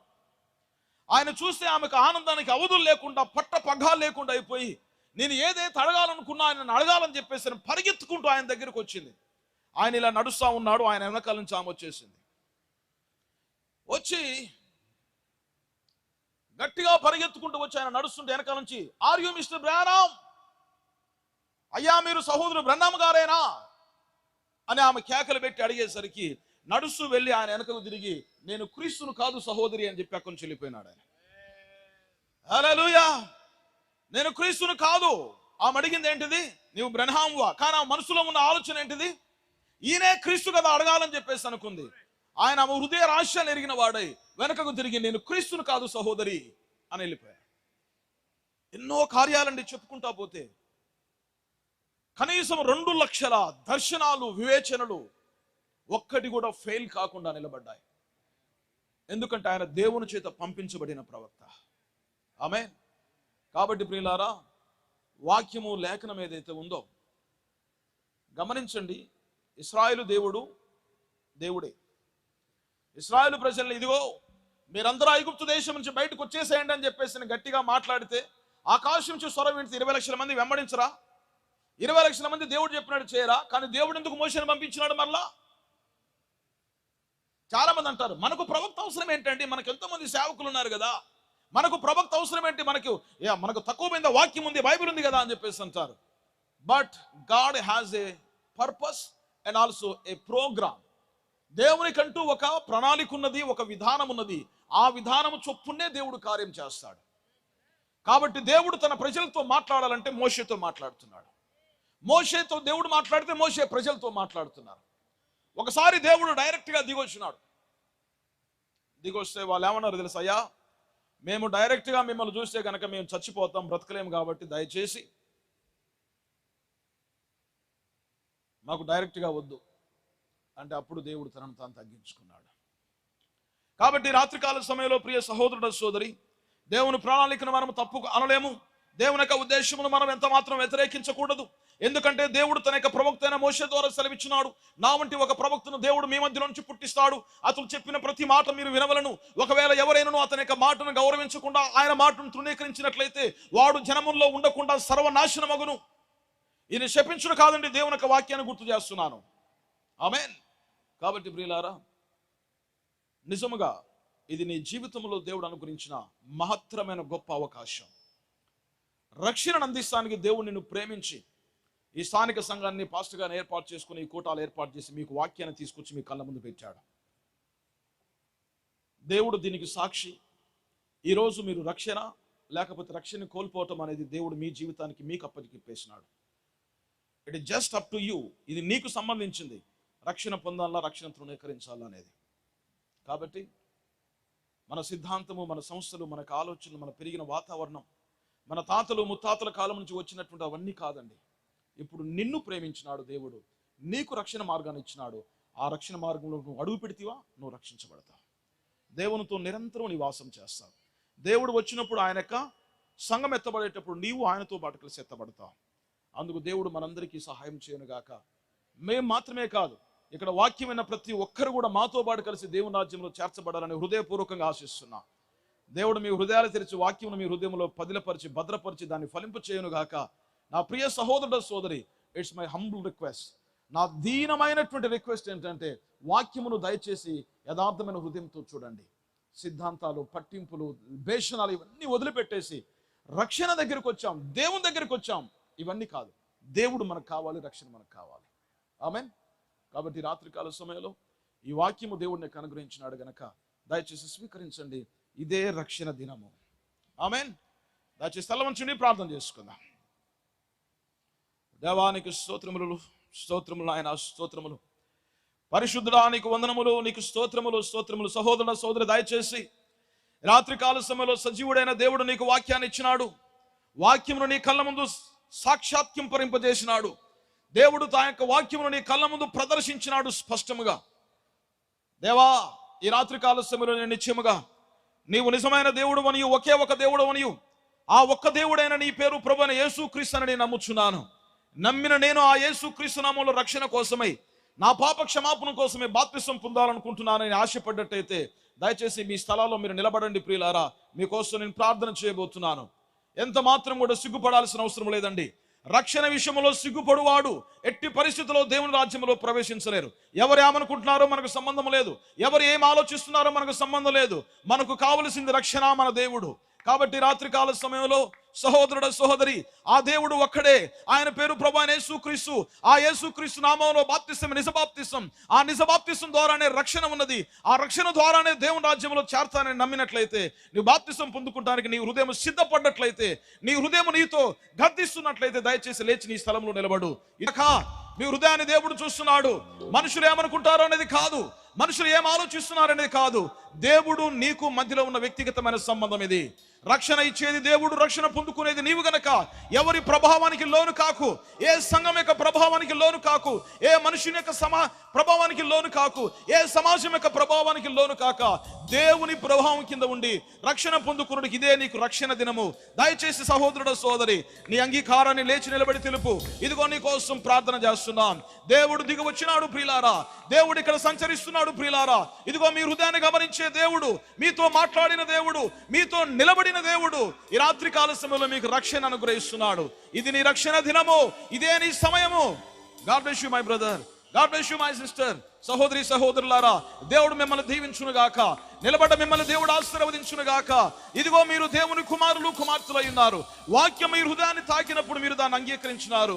God bless you my brother and sister. నేను మీకోసం ప్రార్థన చేస్తున్నాను. నిత్యముగా మీరు ధన్యకరమైన ప్రజలు, నిత్యముగా మీరు దీవించబడిన ప్రజలు. హల్లెలూయా, హల్లెలూయా. దేవానికి స్తోత్రములు నాయనా. పరిశుద్ధులమైన మా గొప్ప దేవానికి వందనాలు చెల్లిస్తున్నాం. నమ్మదగిన వాడా, నీతిమంతుడా, నీకు స్తుతులు చెల్లిస్తున్నాం. ఈ రాత్రికాల సమయంలో నీ వాక్యము సత్యమైనది గనక సత్యవాక్యము నీ ప్రజల మధ్యకు చేరినప్పుడు నీ కోసమే ఎన్నిక చేయబడిన ప్రెడెస్టెంట్ పీపుల్ ఎవరైతే ఉంటున్నారో వారు నీ వాక్యమును స్వీకరించినారు నాయన. దాన్ని బట్టి నీకు స్తోత్రాలు చెల్లిస్తున్నాం. వాక్యము అంగీకరించిన ప్రజలను బట్టి నీకు కృతజ్ఞతలు తెలియపరుస్తున్నాం. వారు హృదయాన్ని మండించిన దేవా నీకు మహిమ కలుగును గాక. వారిని పట్టుకుని రక్షించిన దేవా నీకు స్తుతి కలుగును గాక. దేవా, ఈ రాత్రికాల సమయంలో మిమ్మల్ని స్తుతిస్తున్నాం. ఈ జరిగిన కూటాలను బట్టి మీకు వందనాలు దేవా. తమ జీవితాలను మీకు అప్పగించుకున్న వారి యొక్క స్థితిని చూస్తున్నప్పుడు మేము ఎంతగానో సంతోషిస్తున్నాము. ఎందుకనగా నీ వాక్యం వ్యర్థము కాలేదు, నీ రక్షణ వ్యర్థము కాలేదు, నీ రక్తము వ్యర్థము కాలేదు.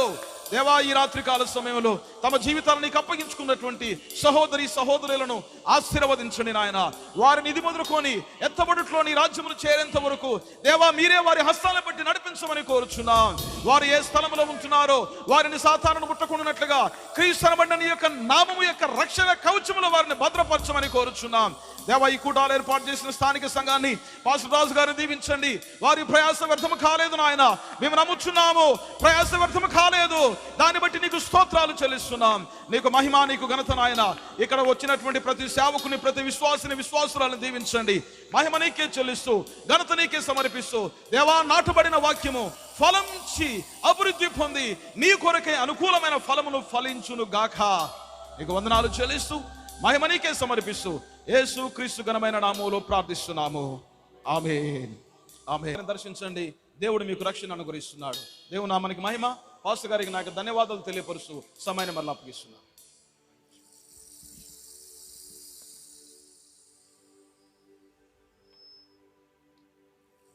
ఈ రాత్రి దేవుడు తన దాసును నిలబెట్టుకుని సోదరుడు ఫిలోమోను పైకి రావాల్సిన కోరుతా ఉన్నాను. ఈ రాత్రి దేవుడు తన దాసును నిలబెట్టుకుని మీతో నిజంగా మాట్లాడాడని మీరు నమ్ముతున్నారా? దేవుడు ఒక్కడే, దేవునికిని నరులకును మధ్యవర్తియు ఒక్కడే, ఆయన క్రీస్తు యేసును నరుడు.